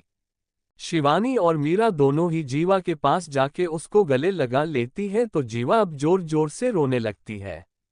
वही भगत जिसने एक बार भी जीवा की तरफ नहीं देखा था लेकिन उसके रोने की आवाज उसके कानों में आ रही थी, यह देख के वो समझ गया था कि यहाँ क्या हुआ होगा। वो अब फिर से साहिल को फर्श पर से उठा के उसके चेहरे पर एक पंच जड़ते हुए, साले तेरे को शर्म नहीं आई, एक लड़की के साथ ऐसा करते हुए उसने क्या बिगाड़ा था तेरा, क्यों किया उसके साथ ऐसा, तू तो ऐसा नहीं था, तू तो हमेशा लड़कियों की इज्जत करता था, तो जीवा के साथ ऐसा कैसा कर सकता है। वही साहिल बस भगत के हाथों से मार खा रहा था लेकिन कुछ बोल नहीं रहा था। भगत को एक पंच जतते हुए सोच, जब सबको पता लगेगा कि तूने एक लड़की के साथ क्या किया। वो अपना हाथ रोक के साहिल को देखता है जो अभी भी हेस्ट हुए उसको देख रहा था। साहिल अब खुद के खून को पोंछते हुए, मार ले जितना मारना है, लेकिन मैंने कुछ गलत नहीं किया, मैंने सिर्फ अपना बदला लिया है। वही शिवानी जिसके जीव की हालत देखी नहीं जाती, वो अब साहिल के सामने आके उसको एक थप्पड़ जड़ते हुए, कौन सा बदला? हाँ, मेरी जीव तो शायद आपको जानती भी नहीं होगी, और अपने उसके साथ क्यों किया? हाँ, क्यों किया मेरी जीवों के साथ ऐसा? कह के वो अब साहिल के सीने पर अपने हाथों से मारने लगती है। वही भगत अब जल्दी से शिवानी को पकड़ के, मुझे नहीं पता तू किस बदले की बात कर रहा है, लेकिन तूने मेरे घर में एक लड़की का रेप किया है जिसकी सजा तुझे मिलके रहेगी। भगत की बात सुन के साहिल अब उसको देखता है, लेकिन कहता कुछ नहीं है। उसके बाद वो जीवा को देखता है जो मीरा के सीने लगी अभी भी रो रही थी, लेकिन उसको देख लग नहीं रहा नहीं था कि उसको थोड़ा भी पछतावा हो रहा है अपने इस काम का। वही भगत अब पुलिस को कॉल लगाता है और साहिल को गिरफ्तार करने का कहता है, और वही ये सुन के सब परेशान रह जाते हैं, यहाँ तक कि मीरा और शिवानी भी। साहिल थोड़ी देर भगत के चेहरे को देखता है, फिर दर्द भरी मुस्कान देके, इट्स ओके यार, मुझे पता है तुम लोगों की नज़र में गलत है, लेकिन मुझे अपने दर्द को मिटाने का कोई और रास्ता नहीं मिल रहा था तो मैंने यही कर डाला, लेकिन मुझे इसके लिए रिग्रेट नहीं हुआ। कह के वो अब वहां से अपने कमरे की तरफ निकल जाता है। लेकिन जाते हुए पुलिस आ जाए तो बता देना यही हूं मैं, कह के वो अब वहां से चला जाता है।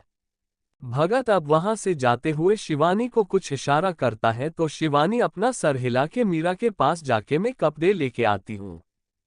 मीरा शिवानी की बात पे सर हिला देती है। उन दोनों की खुद की हालत अभी सही नहीं, इन लोगों ने कभी नहीं सोचा था कि उनके दोस्त के साथ ऐसा होगा। शिवानी अब वहां से गेस्ट रूम की तरफ बढ़ जाती है और वहां से जीव के लिए कपड़े ले आती है। कुछ देर के बाद सब अभी हॉल में खड़े थे और मोहिनी जी पुलिस को देख रही थी। तभी भगत अब नहीं आता है और मोहिनी जी से, मैंने उनको बुलाया है। मोहिनी जी, लेकिन क्यों और किसके लिए? भगत, एक अपराधी को पकड़ने के लिए, कह के वो पुलिस वालों से, वो ऊपर है, आप उसको। तभी साहिल नीचे आते हुए, उसकी जरूरत नहीं है भगत, मैं खुद चला जाऊंगा उनके साथ, कह के वो अब नीचे आके पुलिस वालों के सामने खड़ा हो जाता है। देख के मोहिनी जी, तुम क्या कह रहे हो साहिल? और साहिल क्यों जाएंगे? भगत, तू क्या कर रहा है अपने दोस्त के साथ? देख, कोई मजाक या शरारत है तो पहले ही बता दो। बिल्कुल भी अच्छा नहीं है, मुझे पसंद नहीं आया है। भगत, कोई मजाक नहीं है माँ, लोग सच में साहिल को लेने आए हैं, क्योंकि उसने कह के वो चुप हो जाता है। वही विनीत और निखिल जो बाहर से आ रहे थे, वो भगत की बात सुन के, क्या निखिल, क्या कह रहा है तू अपने दोस्त को देख, है कोई मजाक? विनीत भाई, आप ऐसे साहिल भाई को? पर साहिल भाई ने किया क्या है? वो साहिल की तरफ देखता है जो ऐसा खड़ा था जिसे उसने कुछ किया ना हो। तभी वहां पर सब लोग नी आ जाते हैं और भगत से पुलिस बुलाने का कारण पूछते हैं। वही पुलिस वाले तो खुद कंफ्यूज थे कि वो साहिल को पकड़ दे या नहीं, क्योंकि साहिल भी कोई आम आदमी नहीं था, लेकिन वो भगत की बात भी नहीं टाल सकती थे। भगत, आप लोग खड़े क्यों हैं? ले जाएं इसको यहां से, और हाँ, इसको कोई भी बेक करने आए पर बेल मत देना इसको। तभी भगत के मुंह पर एक थप्पड़ पड़ता है जो किसी ने नहीं, मोहिनी जी ने मारा था। देख के भगत की मुट्ठी कस जाती है और साहिल की भी, क्योंकि वो अपने दोस्त को ऐसे नहीं देख सकता था। मोहिनी जी, क्यों कर रहा है? कुछ बता भी नहीं रहा, क्यों बेचारे को जेल भेज रहा है? पागल हो गया है क्या? कुछ बताएगा भी कि क्या क्या है उसने? तभी पीछे से आवाज आती है, रेप किया उन्होंने। तो सब लोग अब पीछे देखते हैं, जहां शिवानी अपनी लाल आंख को लेके खड़ी थी, वो अब मोहिनी जी के पास आके, हम इन्हें होने मेरी जीवू के साथ कहते हुए रोने लगती है। वही मोहिनी जी को तो झटका ही लग गया था और उनको वैसे देख के साहिल के सामने अपनी माँ का चेहरा याद आ जाता है और उसके सामने वही सब चीज वापस आ जाती है। मोहिनी जी होश में आके शिवानी से, के क्या क्या कह रहा है तू? वो क्यों ऐसा करेगा? मेरा साहिल ऐसा नहीं करेगा है ना? साहिल, तूने कुछ नहीं किया है, सब झूठ बोल रहे हैं। मैंने तुम दोनों को अपने बच्चों की तरह ही पाला है और मुझे पता है तुम लोग कितने भी गलत काम करो, लेकिन किसी लड़की के साथ ऐसा करना शिवानी, माँ लेकिन उसने किया है, उसने जीव का बलात्कार किया है और उसकी सजा उनको मैं दिला के रहूंगी। मोहिनी जी, अब साहिल के पास जाके क्या ये सब जो कह रहे हैं वो सब सच है? वो साहिल के गल पे हाथ रख के, मुझे पता है मेरा बच्चा ऐसा नहीं कर सकता, ये सब झूठ बोल रहे हैं, तूने ये सब नहीं किया होगा। वही साहिल को मोहिनी जी के बात सुन के पता नहीं क्या होता है, वो अपने घुटनों पर बैठते हुए, ये लोग सच बोल रहे हैं, मैंने की थी उसको जबरदस्त, मैंने बनाया उसको अपना जबरदस्ती। लेकिन तभी उसके मुंह पर एक थप्पड़ पड़ता है और साहिल का चेहरा एक तरफ झुक जाता है। मोहिनी जी, इंस्पेक्टर ले जाए इस रेपिस्ट को यहाँ से, मुझे इसकी शक्ल भी नहीं देखनी, प्लीज लेके जाएगा। कि वो अब रोने लगती है। साहिल को ऐसे उनका रोना नहीं देखा जाता है। वो भगत और निखिल तीनों बचपन के दोस्त थे, तीनों ही एक दूसरे की फैमिली से बहुत अटैच्ड थे, वैसे ही साहिल भी मोहिनी जी से बहुत अटैच्ड था। तभी एक पुलिस अधिकारी साहिल के पास आके उसका हाथ पकड़ने वाला होता है कि साहिल अपनी गुस्से नजरों से उसको देखता है तो वो पीछे हो जाता है। साहिल, अब खड़े होते हुए, मैं खुद से आ सकता हूं, अगर मुझे छुआ भी तो यह हाथ तुम्हारी बॉडी के साथ नहीं रहेंगे। कह के वो अब पुलिस वालों के साथ जाने लगता है, लेकिन वो घर से बाहर जा पता उससे पहले ही पीछे से आवाज आती है, रुक जाए। सभी लोग अब पीछे देखते हैं जहां से ये आवाज आई थी, तो सब लोग अब हैरान रह जाते हैं। वहीं दूसरी तरफ रोहित किचन में नाश्ता बना रही थी कि तभी उसको किसी के ठंडे हाथ अपने कमर पर टच होते हैं। आज रोहित ने बेबी पिंक कलर की साड़ी पहनी थी, जिसकी वजह से उसकी कमर साफ साफ दिखाई दे रही थी। वही रुद्र, जो कि देर से उठा था, वो अब जब अपने पास रोहित को नहीं पाता तो वो अब अपने आसपास देखता, जहां भी उसको कोई नहीं दिखता। लेकिन उसको पता था कि उसकी बटरफ्लाई कहीं नहीं जा सकती यहां से, इसलिए वो पहले ताज़ा हो जाता है, उसके बाद वो बाहर आके ट्राउजर पहन लेता है, लेकिन उसकी ऊपरी बॉडी बेयर थी। वो अब नीचे आके रोहित के पास जाता है, जो अभी पोहा और अपने लिए कॉफी बना रही थी। और जब वो उसको ध्यान से देखता है तो बस देखता ही रह जाता है और उसके अरमान जागाने लगते हैं। रुद्र अब रोहित की खुली कमर पर हाथ रख के, तो मेरी बटरफ्लाई मेरे लिए नाश्ता बना रही है। हम रोहित, क्या कर रहे हो? या आप गिले हो? रुद्र, दूर हटो, आप मुझे भी गीला कर दोगे। रुद्र, तुम मुझसे खुद से दूर कर रही हो बटरफ्लाई। कह के वो रोहित की चोटी को आगे करता है और उसकी बैक पर किस करने लगता है। Inayat, Rudra please don't. Rudra, shh, I want you butterfly. कह के वो अब रोहित के गर्दन पर किस करने लगता है। रोहित अब अपने नाश्ते को प्लेट में निकाल लेती है और कॉफी 2 मग में भर के एक रुद्र को देती है और दूसरा कप चाय की प्याली खुद लेके बाहर चली जाती है। रुद्र बाहर आके देखता है तो रोहित अब अपना नाश्ता कर रही थी। एक देख के रुद्र आंखें छोटी करके रोहित को घूरता है, फिर वो रोहित के पास जाके, तुम मुझे इग्नोर कर रही हो बटरफ्लाई। रोहित, रुद्र, मुझे भूख लगी थी तो मैं खाना खा रही हूं, तुम भी चुपचाप कॉफी पीवो, फिर हम ना आज फिल्म देखेंगे। रुद्र, भूख तो मुझे भी लगी। कह के वो अब रोहित के सीने को देखता है और ये देख के रोहित रुद्र की आंखों पर अपना हाथ रखे हुए बेशर्म। लेकिन रुद्र अब रोहित को खड़ा करता है और उसको अपनी गोद में उठा के वहां बने सोफे पे ले जाता है। ऐ देख के रोहित, रुद्र, तुम मुझे ठीक से खाने भी नहीं देते। रुद्र, शायद तुम भूल रही हो कि तुम सुबह उठ के ही किचन में बहुत कुछ खा चुकी हो, और वो भी मुझसे बिना पूछे। रोहित, वो भूख लगी थी तो। रुद्र अब रोहित को सोफे पर रख देता है, उसके ऊपर आते हुए, मुझे भी भूख लगी, मुझे भी तुम्हें खाना है। कह के वो अब अपने होठों को रोहित के होठों पर रख देता है और उसे चूमने लगता है। रोहित भी रुद्र का साथ देती है। रुद्र अब रोहित के होठों को छोड़ उसकी गर्दन पर आ जाता है। वो रोहित के पल्लू को अलग कर देता है। ये देख के रोहित अब खुद को ढकने लगती है। ऐ देख के रुद्र, कोई फायदा नहीं, मैं कल सब कुछ देख चुका हूं बटरफ्लाई। रोहित, तुम गंदे आदमी। रुद्र अब रोहित को थोड़ा सा पीछे से उठा के उसके ब्लाउज के हुक से साथ थोड़ी देर खेलता है और उसके ब्लाउज को फिर एक झटके में निकाल के फेंक देता है। रोहित अब अपने बेबी पिंक अंडरगारमेंट्स में उसके सामने थी। रुद्र जैसे ही रोहित के उन उभारों को बेबी कलर की ब्रा में देखता है तो जैसे पागल ही हो जाता है। वो अब अपने होठों को उन पर रख लेता है और ऊपर से ही उनको अपने होठों से महसूस करने लगता है। वही रोहित तो रुद्र के ऐसे करने से जैसे पागल हो गई थी। वो रुद्र के सिर को अपने ऊपर से धकेलते हुए, आह रुद्र आप प्लीज धीरे से करना क्योंकि मुझे दर्द होता है। रुद्र, तो दर्द को सहो जान, क्योंकि ये दर्द तो अब तुम्हें हर रोज तुम्हारा पति देगा। रोहित, आय क्या बात हुई, अगर मुझे ये दर्द नहीं चाहिए होगा तो भी, आह रुद्र धीरे आह। रुद्र अब रोहित के इनरवियर को भी निकाल के फेंक देता है, जिसके साथ रोहित को अपनी अपर बॉडी हवा से टच होती हुई महसूस होती है और वो अपनी आंखों को बंद कर लेती है, क्योंकि रात के समय तो अंधेरा था लेकिन अभी सुबह थी और अभी वो दोनों एक हॉल में वह कर रहे थे। रुद्र अब रोहित के बेयर सीने पर अपने होंठ रख देता है। वो अब धीरे धीरे से रोहित की साड़ी को नीचे से ऊपर करता है और उसकी जांघों को सहलाने लगता है। रोहित रुद्र के बालों को सहलाते हुए, रुद्र क्या रुद्र आराम से। रुद्र अब रोहित के ऊपर आके अपने ट्राउजर को नीचे करता है और रोहित की साड़ी को पेटीकोट के साथ ऊपर कर देता है और इसके साथ ही वो रोहित में एंटर हो जाता है। जैसे ही वो रोहित में एंटर होता है कि रोहित की एक हल्की इक निकल जाती है और वो रुद्र के कंधे को कसके पकड़ लेती है। इसके साथ ही रुद्र अब रोहित में मूव करना शुरू करता है और अब वहां रोहित की आहें और सिसकियां गूंज रही थी। रुद्र अब थोड़ी देर बाद रोहित के कान में कुछ कहता है तो रोहित अब रुद्र को देखते हुए, रुद्र आप सच में, कहते हुए उसकी आंखों में आंसू बह जाते हैं।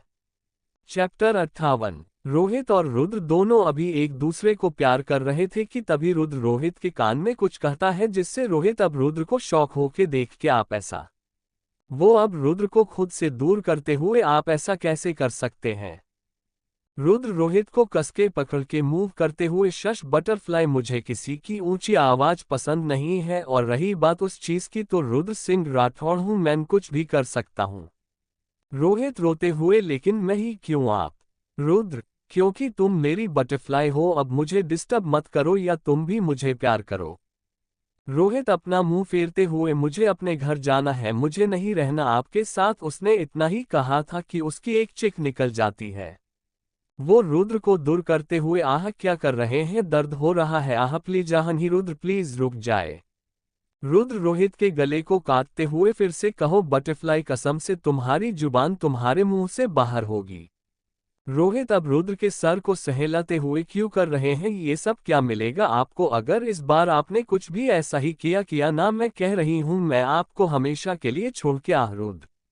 रुद्र रोहित के बालों को पकड़ के उसके होठों को काटते हुए, तुम मुझे छोड़ के जाऊंगी बटरफ्लाई। रोहित, हाँ चली जाऊंगी, अगर अब आप मेरे भाई या मेरी फैमिली के साथ कुछ बुरा, छोड़िए मुझे दर्द हो रहा है प्लीज, आह बाहर निकल जाइए please. Rudra, no sweetheart, तुमने मुझसे दूर जाने की बात कही ना, अब तो मैं तुम्हें अपने बच्चे की माँ बना के ही छोड़ूंगा ताकि तुम मुझे छोड़ के ना जा पाओ। रोहित रुद्र की बात सुन के, रुद्र क्या बोल रहे हैं आप, मुझे नहीं चाहिए अभी बेबी, छोड़िए और आप मुझे प्लीज जाने दीजिए, लेकिन रुद्र उसे नहीं छोड़ता। वहीं दूसरी तरफ शेखावत विला, सब लोग पीछे मुड़ के देखते हैं जहां अभी जीवा खड़ी थी। जीवा, अब नीचे आके इंस्पेक्टर से मत ले जाइए उनको। रावण, जीव पर तुम्हारे साथ। जीवा, कुछ नहीं किया है, वो सब मेरी मर्जी से हुआ था। जैसे ही सब लोग ऐसा सुनते तो वो लोग अब जीवा को पहले हैरानी से देखते हैं, लेकिन फिर मोहिनी जी उसके पास आके, बेटा आपको डरने की जरूरत नहीं है। आप जीवा, आपको क्यों लग रहा है आंटी कि मैं डरने वालों में से हूं, लेकिन प्लीज आप जीजू से कहिए कि वो शिकायत वापस ले ले।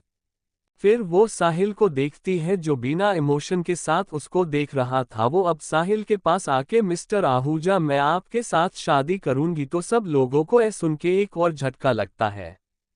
साहिल अब झुक के जीवा के कान में, वो तो तुम ना भी बोलती तो भी मैं करता, कह के वो अब खड़ा होके, मुझे लगता है अब आपको यहाँ से जाना चाहिए इंस्पेक्टर सर, है ना। इंस्पेक्टर अब भगत की तरफ देखते हैं जो उनके जाने का इशारा करता है, तो वो वहां से चले जाते हैं। साहिल अब जीवा का हाथ पकड़ के, चलो मेरे असिस्टेंट ने सब कुछ कर लिया, बस शादी करनी है हमें जाके। फिर वो पीछे मुड़ के मोहिनी जी के पास जाके, माँ शायद भगत को गलतफहमी हो गई होगी कि मैंने जीवा के साथ जबरदस्ती की है, उसका रेप किया है और उसने मुझे समझने का मौका भी नहीं दिया और फिर मैंने भी कुछ नहीं कहा, सब कुछ होने दिया। रावण, अगर आपने जीवू के साथ जबरदस्ती नहीं की थी तो वो क्यों रो रही थी ऐसे। साहिल, मैंने कब कहा मैंने नहीं की थी, मैंने की थी क्योंकि वो मेरी बात नहीं मान रही थी। वैसे भी हम दोनों पहले से एक दूसरे को जानते हैं और हम दोनों। तो कह के वो रुक जाता है और जीवा को देखता है जो अभी भी अपना सर नीचे करके खड़ी थी। यह देख के वो एक स्मर्क स्मर्क करता है, फिर आगे बोलता है, मेरा मतलब पहले से एक दूसरे को प्यार करते हैं लेकिन आपकी दोस्त मुझे छोड़ के अब किसी और से शादी कर रही है, यह चीज में कैसे बर्दाश्त करता। इस तरह कल आपके दोस्त को मना रहा था लेकिन फिर हम दोनों के बीच वो सब हो गया और आपने गलत समझ लिया। कह के वो अब मोहिनी जी से, माँ मैं अभी जीवा से शादी करना चाहता हूँ और मेरे असिस्टेंट ने सब तैयार भी कर दिया है, बस मैं चाहता हूँ आप सब भी चले क्योंकि मेरी फैमिली तो। तभी मोहिनी जी उसके चेहरे को अपने हाथ में लेके, तुझे क्या लगता है तुझे हम ऐसे ही छोड़ देंगे, कोई बात हम सब चलेंगे। कह के वो अब विनीत को देख के, विनीत से तुम क्या जीवा के घर वालों को सूचित कर दोगे कि। वही जीवा जब ये सुनती है तो वो एकदम से घबरा जाती है और ये साहिल देख लेता है। ये देख के वो मोहिनी जी, माँ अभी नहीं, अभी अगर उनको ये सब पता लगेगा तो वो लोग जीवा से शायद नाराज हो जाए, आप शादी हो जाने दीजिए, फिर हम जाके जीवा की फैमिली से माफी मांग लेंगे। वही जीव की आंखों में ऐ सुन के आंसू बह जाते हैं क्योंकि उसने कभी नहीं सोचा था कि ऐसा भी होगा उसके साथ कभी। वही शिवानी और मीरा बिल्कुल भी खुश नहीं थी जीवा के इस फैसले से। तभी मोहिनी जी दोनों से, बेटा वो गुड्डू अपने दोस्त के यहाँ गई है तो क्या तुम जीवा को तैयार कर दोगे, मैं उसके लिए एक मैम मेरी साड़ी भिजवा दूंगी। कह के वो अब वहां से जल्दी से चली जाती है। वही अब साहिल भगत के पास आके, भाई देख तू। तभी भगत भी वहां से जाते हुए स्टडी रूम में आके, मिल तू मुझे। तो साहिल भी भगत के पीछे स्टडी रूम में जाता है। वही शिवानी अब जीवा के पास जाके उसका हाथ पकड़ के उसको अपने साथ गेस्ट रूम में ले जाती है और उनके पीछे मीरा भी चली जाती है। वही शिवानी अब जीवा को रूम में ले जाके उसको एक थप्पड़ जड़ देती है। मीरा अब अंदर आके, एक नहीं दो चार और लगा इसको, ये चल क्या रहा है। हाँ, और तुम साहिल को जानती थी और जानती भी हो तो भी उस आदमी ने तेरा रेप किया है जीवू, तू उसके साथ शादी कैसे कर सकती है।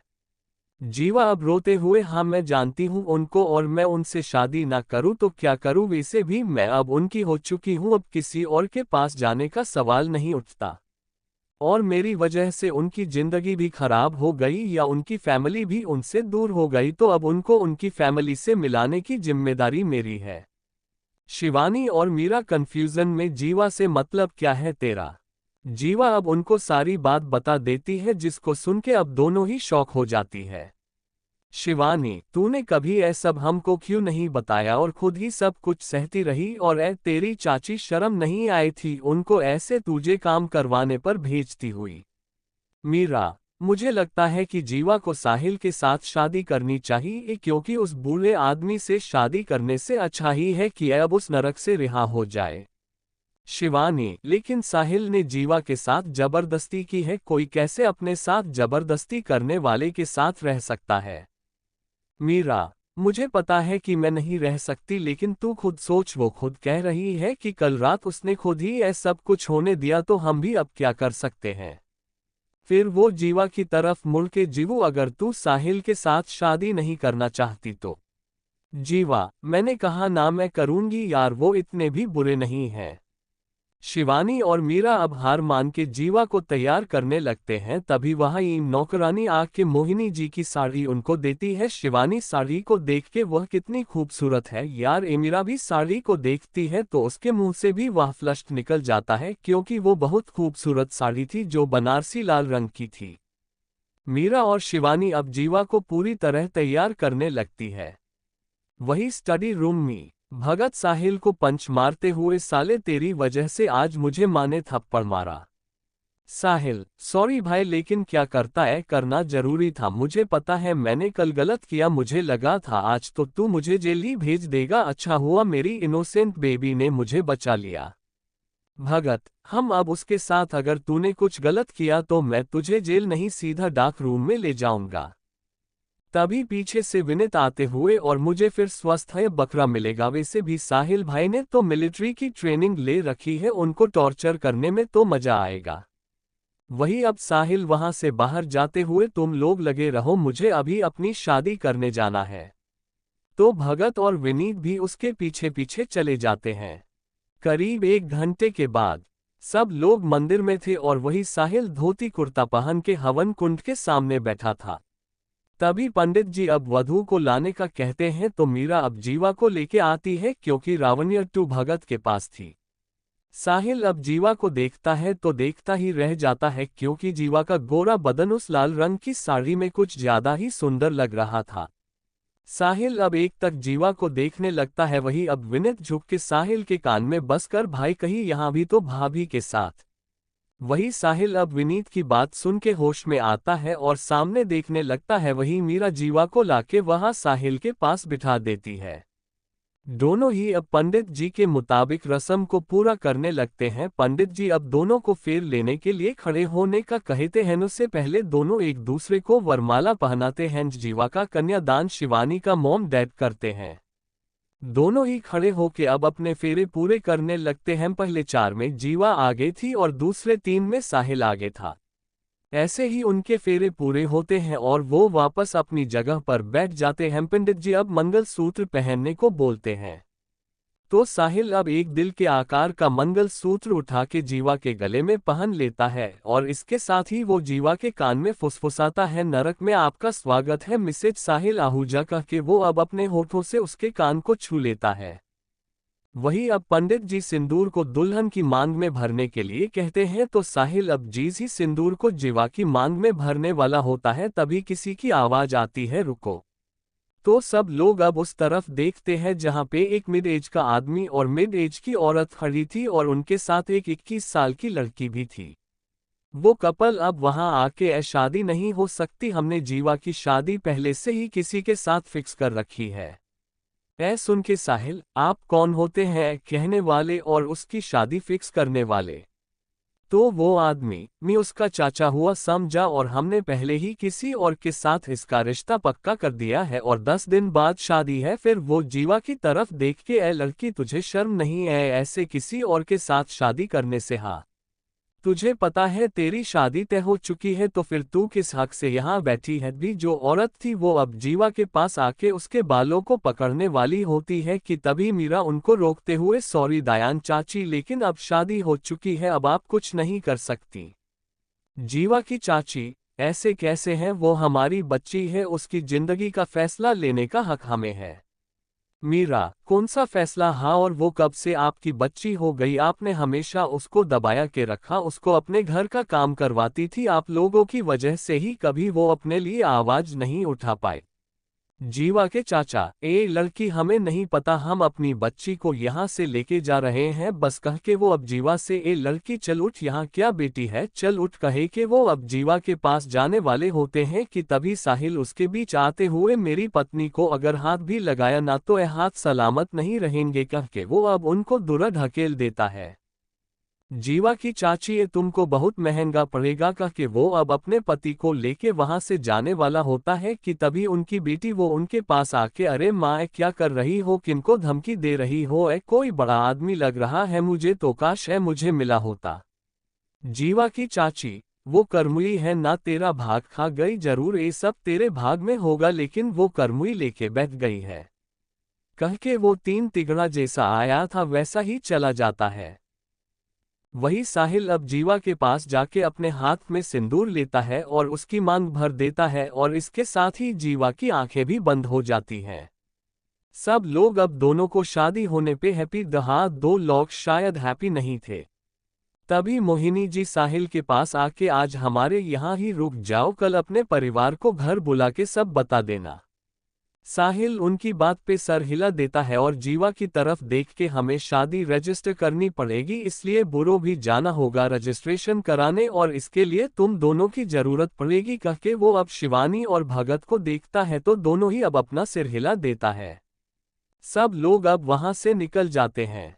थोड़ी देर में ही वो लोग अब ठाकुर विला पहुंच गए थे और साहिल और जीवा का विवाह रजिस्ट्रेशन भी हो गया था और जीवा के हाथ में उनका विवाह प्रमाण पत्र था जिससे वो अपनी सुनी आंखों से देख रही थी।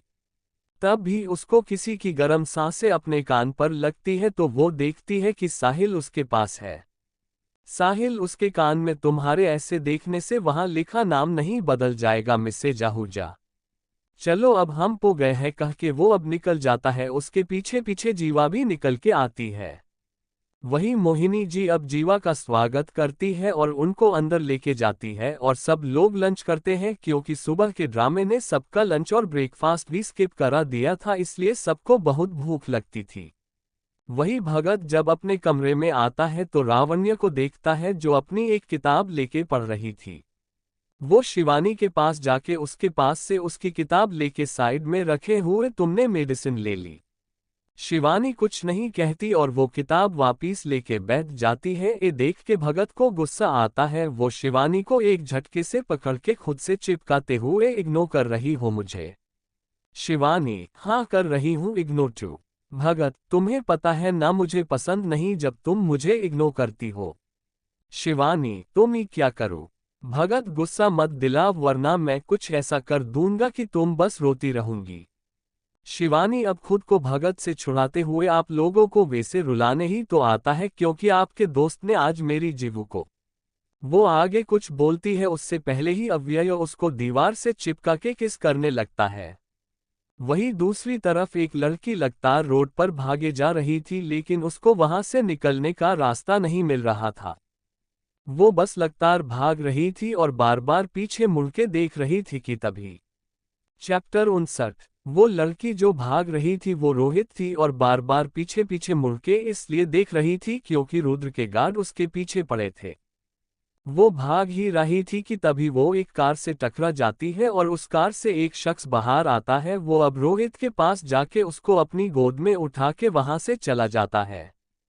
वहीं दूसरी तरफ भगत शिवानी के ऊपर से खड़ा होके: अब कभी खुद को मुझसे दूर करने की बात मत करना।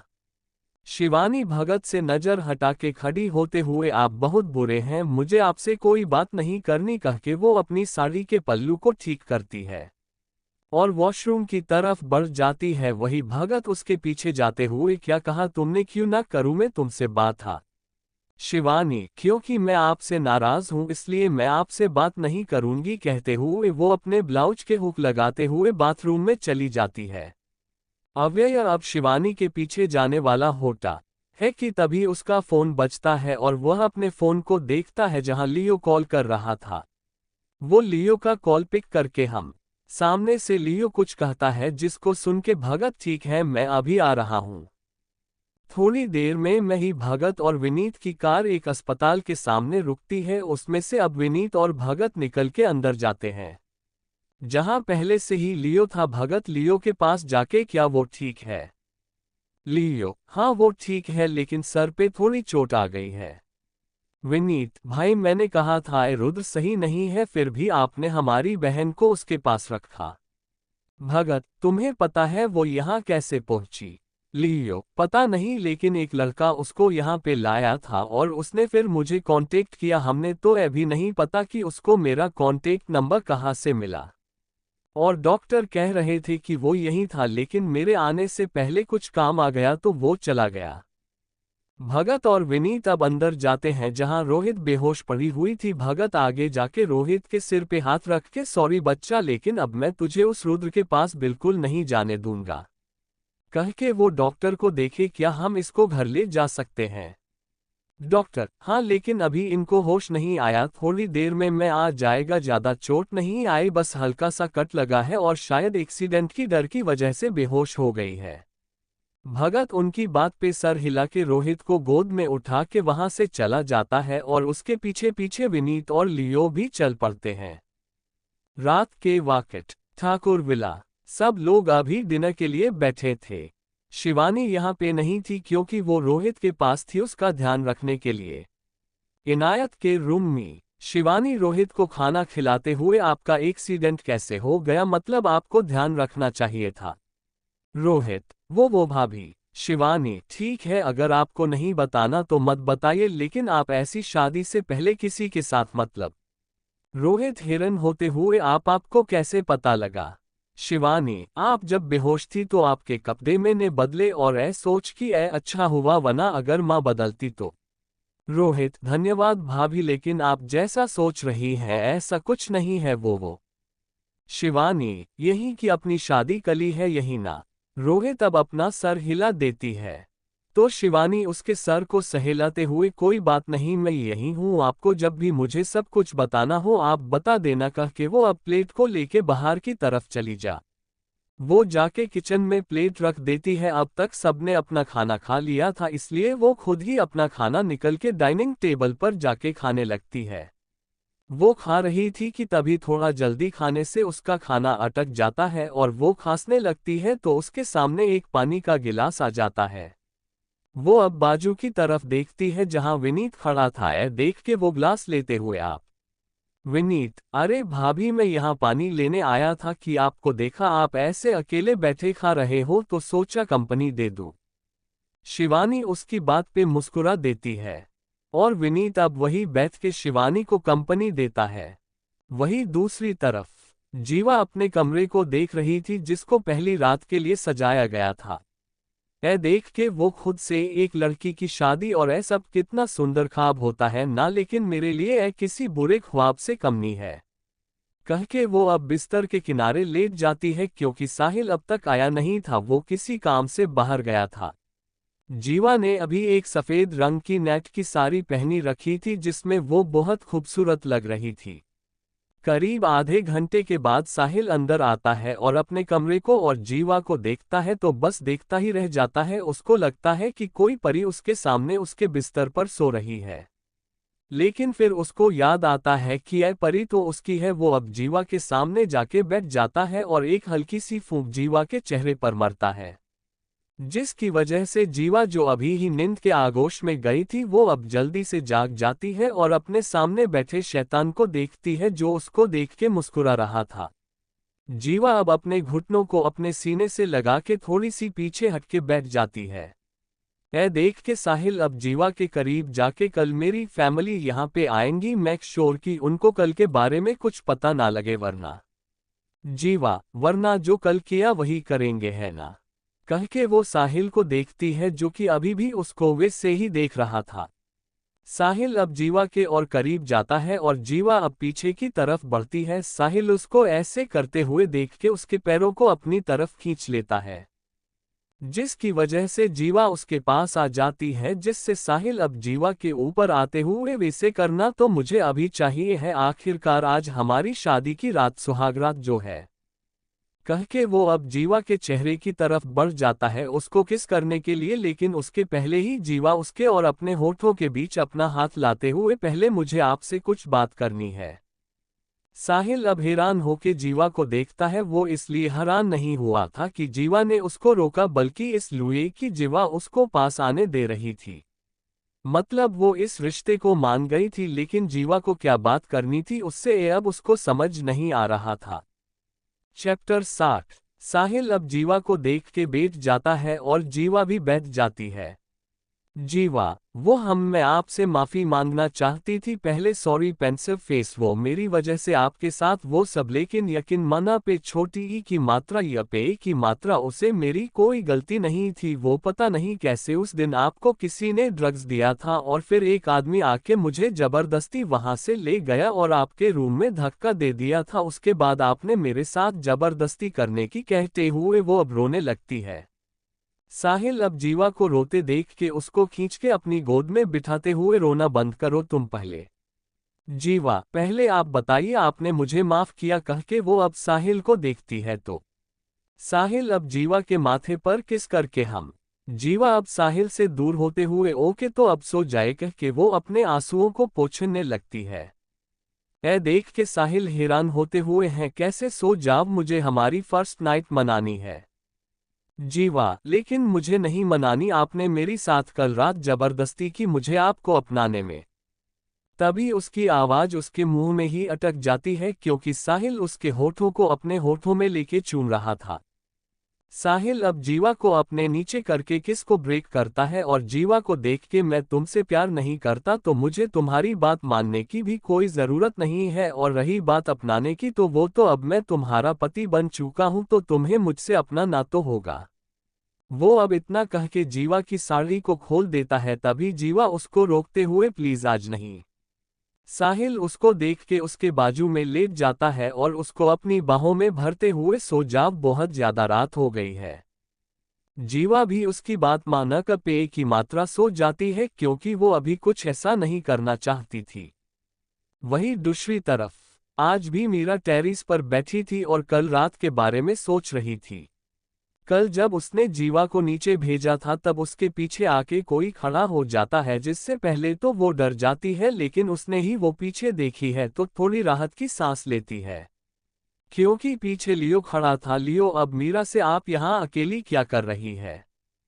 मीरा, वो नींद नहीं आ रही थी तो सोचा कि ठंडी हवा ले लूं। वही लियो और मीरा दोनों ही अब वहां खड़े होके एक दूसरे से बात करने लगते हैं और बात करते ही दोनों बहुत करीब भी हो गए जिसका उनको कुछ पता नहीं था, लेकिन अभी जो उनको अपनी लाल आंखों से देख रहा था उसे सब दिख रहा था।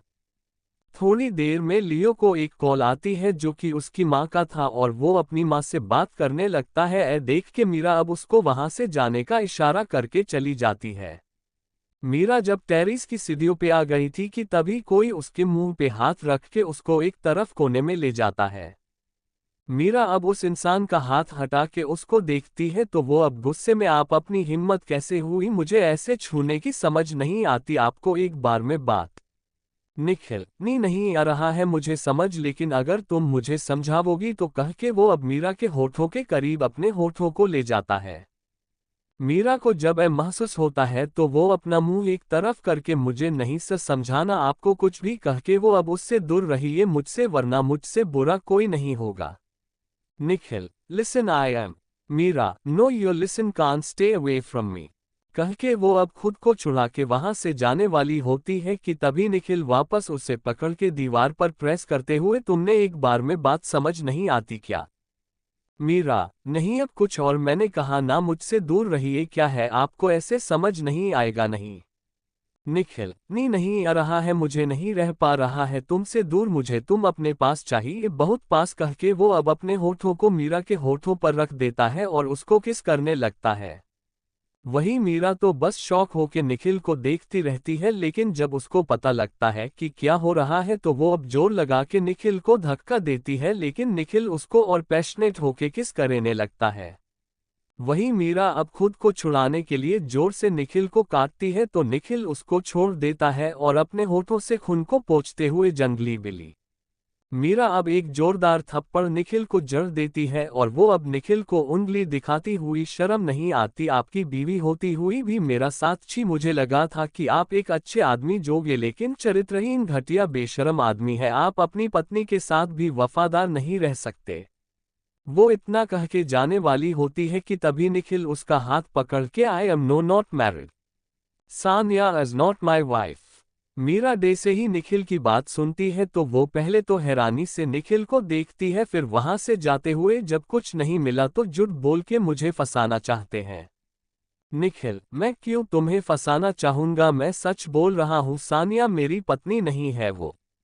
तभी मीरा, अगर वो आपकी पत्नी नहीं है तो आपकी समस्या है, मेरी नहीं, कह के वो अब वहां से नीचे आ जाती है। और वो अब कमरे में आके बिना कुछ बोले बिना कुछ देखे कंबल में घुस के रोने लगती है। उसको बहुत रोना आ रहा था अभी खुद की किस्मत पर, उसको समझ नहीं आ रहा था कि वो इस सिचुएशन में क्या करे। हाँ, वो निखिल से अभी भी प्यार करती थी, लेकिन वो किसका घर नहीं तोड़ सकती थी, लेकिन यहाँ निखिल तो उसको कुछ और ही कह रहा था। उसको समझ नहीं आ रहा था कि किस पर यकीन करे और किस पर नहीं। ऐसा सब सोचते हुए ही वो अब सो जाती है। Present time. मीरा होश में आती है जब उसको अपने पीछे की उपस्थिति महसूस होती है। वो अब अपने पीछे देखती है तो वो अपना मुंह बना लेती है।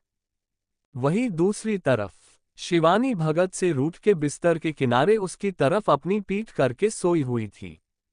वही भगत जो कि अभी अपना काम करके फ्री हुआ था, वो अब शिवानी को ऐसे देख के अपनी आंखें छोटी कर लेता है। वो अब पहले जाके फ्रेश होता है और अपनी टी शर्ट भी निकाल देता है। वो अब शिवानी को कमर से पकड़ के खुद से चिपका उसकी गर्दन को चूमते हुए नाराज हो। शिवानी कुछ नहीं बोलती, बस अपनी आंखों को बंद रखती है। देख के भगत अब उसको काटता है, जिसे शिवानी अब अपनी आंख खोल के भगत को देख के, क्या है क्यों परेशान कर रहे, सोने भी नहीं देते। भगत अब उसके ऊपर आके, तुम्हें नहीं लगता तुम कुछ ज्यादा ही नखरे दिखा रही हो बीवी? शिवानी, नखरे दिखाना बीवी का काम है। भगत अब कुछ नहीं कहता और शिवानी को गले लगाते हुए सो जाओ। शिवानी भी भगत को अपने बाहों में भरते हुए सो जाती है। चैप्टर 61। अगली सुबह आती हुई धूप से अब शिवानी की आंखें खुलती हैं और उसको अब अपने सीने पर भार महसूस होता है और वो देखती है कि उसका पति उसको पकड़ के सोया है। यह देख के वो अब मुस्कुराती है और भगत के माथे पर पैक करके उसको साइड में करके खड़ी हो जाती है और वॉशरूम में चली जाती है। वो नहा के बाहर आती है और एक पर्पल कलर की साड़ी निकाल के पहनती है। वो अब भगत के पास जाती है जो अभी भी पेट के बल सोया हुआ था। वो खुद को तैयार करके पदों को हटा देती है जिससे भगत की नींद भी खुल जाती है। वो अब अपनी बीवी को देखता है जो अब कमरे से बाहर जा रही थी। शिवानी नीचे आके मोहिनी जी को गुड मॉर्निंग विश कहती है। मोहिनी जी भी उसको विश करती है। शिवानी अब नाश्ता बनाने के लिए किचन में जाने वाली होती है कि मोहिनी जी उसको रोकते हुए, बेटा भी आप ठीक नहीं हो, आप बगीचे में जाओ और थोड़ी सी ठंडी हवा को लो, तब तक तुम्हारे लिए मैं चाय भेजती हूँ। शिवानी अब अपना सर हिला के चली जाती है क्योंकि उसको थोड़ा बहुत दर्द तो हो रहा था। वो अब गार्डन में जाती है जहां सब बड़े साथ बैठकर बातें कर रहे थे। शिवानी भी उन लोगों को ज्वाइन कर लेती है।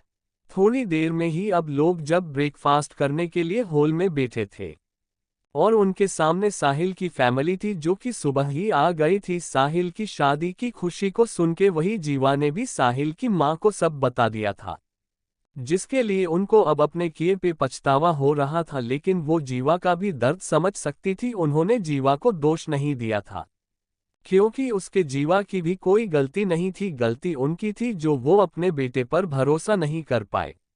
वही साहिल के पापा और दादी को भी अब अपनी गलती का एहसास होता है और वो साहिल और जीवा की शादी को मान लेते हैं और उनको आशीर्वाद भी देते हैं। अब ऐसे ही शाम हो गई थी और शिवानी की याददाश्त वापिस आ गई थी जिसकी वजह से वो अपने परिवार के साथ नहीं जाने वाली थी। लेकिन आन्या का अभी विसिशन था इसलिए वो यहीं रुकने वाली थी। और ऐसे ही अब सबकी जिंदगी अच्छी चल रही थी, लेकिन कौन जाने ये कब तक चलने वाली थी। वही चाची भी अब अपने बच्चों के साथ जाने वाली होती है, लेकिन रिवान वो पहले से ही यहाँ से कहीं अलग अकेला शिफ्ट हो गया था, इसलिए चाची अपने साथ सिर्फ रिया को ही ले जाती है। मीरा उस दिन के बाद अपने घर चली गई थी, लेकिन उसको निखिल की बातें बहुत परेशान कर रही थी। उसके बाद निखिल और मीरा कभी मिले ही नहीं थे। करीब एक हफ्ता उनका ऐसे ही गुजर जाता है। एक हफ्ते में रोहित बहुत बदल चुकी थी। वो गुमसुम रहने लगी थी। जो रोहित हमेशा चुलबुली थी वो अब किसी से ज्यादा बात नहीं करती थी। सबने उसको पूछा कि ऐसा क्या हुआ है उसके साथ, लेकिन वो बस किसी को कुछ बताना नहीं चाहती थी। वो अभी अपने हॉल में बैठी थी और अभी मोहिनी जी और नेहा जी टीवी देख रही थी और रोहित भी उनके साथ ही थी क्योंकि उसका अपनी कंपनी जाने का कोई मूड नहीं था। तभी टीवी पर एक खबर आती है जिसमें एक नाम आता है जिसे सुन के रोहित के कान खड़े हो जाते हैं। वो अब टीवी की तरफ देखती है तो उसकी आंखों में आंसू आने लगते हैं क्योंकि टीवी में दिखा रहा था कि अगले हफ्ते में बिजनेसमैन रुद्र सिंह राठौड़ की सगाई देश के जाने माने बिजनेसमैन राजेंद्र सिंघानिया की बेटी नेत्रा सिंघानिया से होने वाली है। और एक खबर देख के तो रोहित टूट ही जाती है। वो अब अपने कमरे में आ जाती है। वही मोहिनी जी और नेहा जी ये देख के उसको रोकने की कोशिश करती है, लेकिन तब तक रोहित जा चुकी थी। रोहित रूम में आके क्यों किया रुद्र, आपने ऐसा, आप धोखेबाज हो, आपने मुझे धोखा दिया, आई हेट यू। तब भी उसको कुछ अजीब लगता है और वो बाथरूम में जाकर उल्टी करने लगती है। थोड़ी देर में ही मुंह धो के खुद को आईने में देखती है, फिर अपने पेट पर हाथ रख के आई एम सॉरी बेबी कह के वो अब वापिस रूम में आके किसको फोन लगा के कुछ कहती है और अपना पर्स बटुआ लेके कहीं निकल जाती है। वही दूसरी तरफ अन्या को शिवानी अपने साथ ऑफिस में ले गई थी। वो दोनों अभी बिल्डिंग के सामने खड़े थे, तभी वहां भगत का असिस्टेंट आके उनको अंदर ले जाता है। वो दोनों सबसे ऊपर वाले फ्लोर पर पहुंच जाती है। तभी शिवानी अब विनीत का टिफिन अन्या को देते हुए, तुम देवर जी को उनका टिफिन दे आओ, मैं इनका लेके जाती हूँ। वही अन्या भी शिवानी की बात सुनकर अपना सिर हिला देती है और विनीत के केबिन की तरफ बढ़ जाती है जो शिवानी ने उसको बताया था। वो अब केबिन के बाहर आके नॉक करने वाली होती है कि तभी वो कुछ सोच के खुद ही दरवाजा खोल के अंदर देखती है तो उसकी आंखें अचानक से बड़ी हो जाती है और उनमें से जर के आंसू बहने लगते हैं। सामने विनीत और कोई और लड़की एक दूसरे को किस कर रहे थे। लड़की ने नीचे स्किर्ट पहनी हुई थी और ऊपर सिर्फ उसकी ब्रा थी और उसका शर्ट नीचे पड़ा हुआ था और वही विनीत भी शर्टलेस था। ऐसा अन्या जब देखती है तो एकदम से दरवाजा बंद करके पहले वही खड़ी रह जाती है और खुद का चेहरा 2-3 बार हिलाते हुए, नहीं ये मेरा भरम होगा, वो किसी और के साथ नहीं। फिर वो वापस थोड़ा दरवाजा खोल के अंदर देखती है और वापस से उसकी आंखों से आंसू बहने लगती है क्योंकि अब दोनों ही काउच पर एक दूसरे के साथ इंटीमेट हो रहे हैं। यह देख के वो वहां एक पल भी नहीं रुकती और वहां से चली जाती है। वो अब शिवानी के पास ना जाके वहां से नीचे उतर जाती है और नीचे आके मेन गेट से निकल जाती है। उसको बहुत रोना आ रहा था लेकिन उसने कंट्रोल किया हुआ था क्योंकि वो अभी किसी के सामने रोना नहीं चाहती थी। वो अब वही ड्राइवर के पास आके गाड़ी को ठाकुर विला ले जाने को कहती है। वो ड्राइवर भी बात मान लेता है क्योंकि वो उसकी लेडी बॉस की बहन थी। ऑफकोर्स वो उसकी बात को टाल नहीं सकता था। वही अन्या अब वहां से निकल चुकी थी बिना किसी को बताए। वो अब कार में बैठ के ही रोने लगती है। उसको अभी अपने दिल में बहुत दर्द हो रहा था। उसको वो सब अभी भी सच नहीं लग रहा था लेकिन वो उस सीन को जुठला नहीं सकती थी जो उसने अपनी आंखों से देखा था। वही दूसरी तरफ शिवानी भगत की केबिन में जाती है जहां अभी कोई नहीं था। वो अब टिफिन बॉक्स को वही टेबल पर रख के पूरा केबिन घूमने लगती है क्योंकि वो पहले यहां आई थी लेकिन उस वक्त उसको गलतफहमी हो गई थी और वो देख नहीं पाई थी। वो कैबिन अब देखते देखते सीईओ वाली कुर्सी के पास आ जाती है और वो अब वहां कुर्सी पर बैठ जाती है। वो खुद से वह कितनी नरम कुर्सी है, अब पता चला ए पूरे दिन यहाँ क्यों बैठे रहते हैं, वाह यार कितना आराम मिल रहा है यहाँ पे, कह के वो अब भगत की एक्टिंग करने लगती है और वो अब ऐसे ही एक फाइल उठा के उसकी एक्टिंग करते हुए पढ़ने लगती है। लेकिन जब वो उस फाइल के पेज को पढ़ती है तो उसकी आंखें अचानक से बड़ी बड़ी हो जाती है और वो फाइल को देखने लगती है। वो पूरी फाइल को देखती है फिर हैरान होके एक पेपर को उठाती है जो तलाक के पेपर थे और इसके साथ ही कुछ और भी पेपर था जो किसी की प्रॉपर्टी के थे जहां शिवानी ने साइन किए हुए थे। और हैरानी की बात तो ये थी कि तलाक के कागजात पर भी शिवानी ने साइन किए हुए थे। उसके हाथ से वो पेपर अब गिर जाता है और वो हैरानी से उनको देखने लगती है। उसको यकीन नहीं हो रहा था कि ऐसा था क्या ये सब सच था, क्या उसकी आंखों से अब आंसू आने लगते हैं। लेकिन तभी उसको किसी के आने की आवाज सुनाई देती है। वो जल्दी से अपने आंसुओं को बेरहमी से पोंछती है और सारे पेपर्स को सही से रख देती है। तभी दरवाजा खुलता है और भगत अंदर आता है और वो अब शिवानी को देखता है जो उसकी कुर्सी पर बैठकर गोल गोल घूम रही थी। यह देख के वो अब उसके पास जाके तुम कब आई, हार्ट बीट। शिवानी खुद को कंट्रोल करते हुए वो अभी ही आई, मैं आपके लिए खाना लेके आई थी, चलो वो भी अब तो आपके ब्रेक का टाइम भी हो गया है तो चलो खाना खा लीजिए, कह के वो अब खड़ी हो जाती है और टेबल की तरफ जाने वाली होती है। तभी भगत उसको पकड़ के तुम रो रही थी, हार्ट बीट। शिवानी नहीं तो मैं क्यों, वो तो बस कुछ चला गया था इसलिए आप चलो मैं खाना निकाल देती हूँ। वो खुद को बहुत मुश्किल से रोक रही थी। वही भगत भी अब उसके साथ काउच पर बैठ जाता है। शिवानी अब प्लेट्स लेके दोनों के लिए खाना निकलती है और दोनों ही अपना खाना खाते हैं। वही भगत अब अपना खाना खा के अपने हाथ को टिश्यू से पोंछ के वहां से खड़ा होके, अगर तुम जाना चाहती हो तो जा सकती हो, वो मेरी एक मीटिंग है तो नहीं तुम एक काम करो यहीं पे रहो, मैं अपनी मीटिंग जल्दी खत्म करके आ जाऊंगा फिर हम कहीं बाहर जाएंगे, ठीक है। वही शिवानी बस भगत की बात पे सर हिला देती है। वही भगत भी अब अपनी दूसरी मीटिंग के लिए चला जाता है। वही शिवानी अब वहां फूट फूट के रोने लगती है। उसको समझ नहीं आ रहा था कि ये हो क्या रहा है, उनके बीच सब तो ठीक है तो फिर ऐसा सब उसको अब लग रहा था कि भगत ने उसको धोखा दिया है। वो अब वही बैठे बैठे रोते हुए सो जाती है। करीब 2 घंटे के बाद अब भगत अपने केबिन में आता है तो शिवानी को सोते देख के वो अपना दूसरा काम करने लगता है। करीब अब 3 घंटे हो गए थे और शाम के 6 बजे भी बज गए थे और शिवानी की नींद खुलती है और वो सामने देखती है जहां भगत अभी भी अपना काम कर रहा था। वो अब खड़ी होके बैठ जाती है और उसको वापस सब याद आने लगता है। भगत जब किसी की नज़र खुद पर महसूस करता है तो वो अब सामने देखता है जहां शिवानी बैठी बैठी उसको ही देख रही थी। भगत अब शिवानी से रूम उस तरफ है, तुम जाके फ्रेश हो जाओ, तब तक मैं अपना काम पूरा कर लेता हूँ।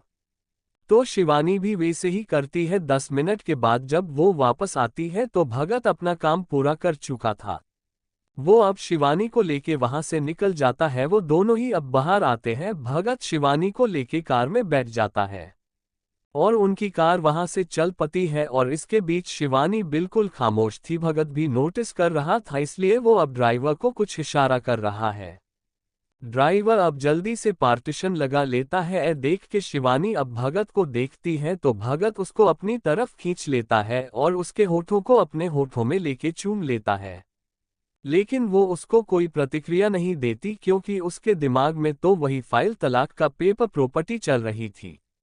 भगत शिवानी का जवाब ना मिलाने पर उसको छोड़ के किस मी बैक वाइफी। शिवानी, ओम मेरा मन नहीं है, आप प्लीज। अव्यय, but I want it please. Shivani उसको देखती है लेकिन कुछ कहती नहीं है और अपना चेहरा दूसरी तरफ कर लेती है और ये देख के भगत, अगर तुमने मुझे वापस किस नहीं किया तो मैं यहीं शुरू हो जाऊंगा। शिवानी, नहीं आप ऐसा मत करो, मैं करती हूं, कह के वो भी अब भगत को ना चाहते हुए भी किस करने लगती है। दोनों ही एक दूसरे को किस करने लगे थे। करीब उनकी किस को 5 मिनट ही हुई होगी कि दोनों को एक आवाज आती है जैसे बाहर कोई धमाका हुआ हो, जिससे शिवानी अब डर जाती है और भगत भी अब हैरान हो जाता है कि यह कैसी आवाज थी। शिवानी, एक बार क्या?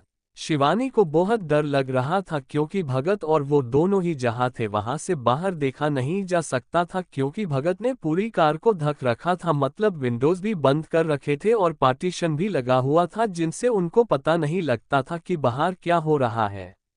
भगत उसको शांत कराते हुए शांत हो जाओ मैं देखता हूँ कह के वो अब बाहर देखने के लिए जाता है कि उससे पहले ही उनकी कार एक बड़े से ट्रक से टकरा जाती है और उसके साथ ही शिवानी की एक चिक निकल जाती है और बूम टक्कर। दी एंड। Thank you. आपको नोवेल कैसा लगा कमेंट करें और चैनल को सब्सक्राइब करें। लाइक और शेयर करना न भूलें। Thank you for watching the video.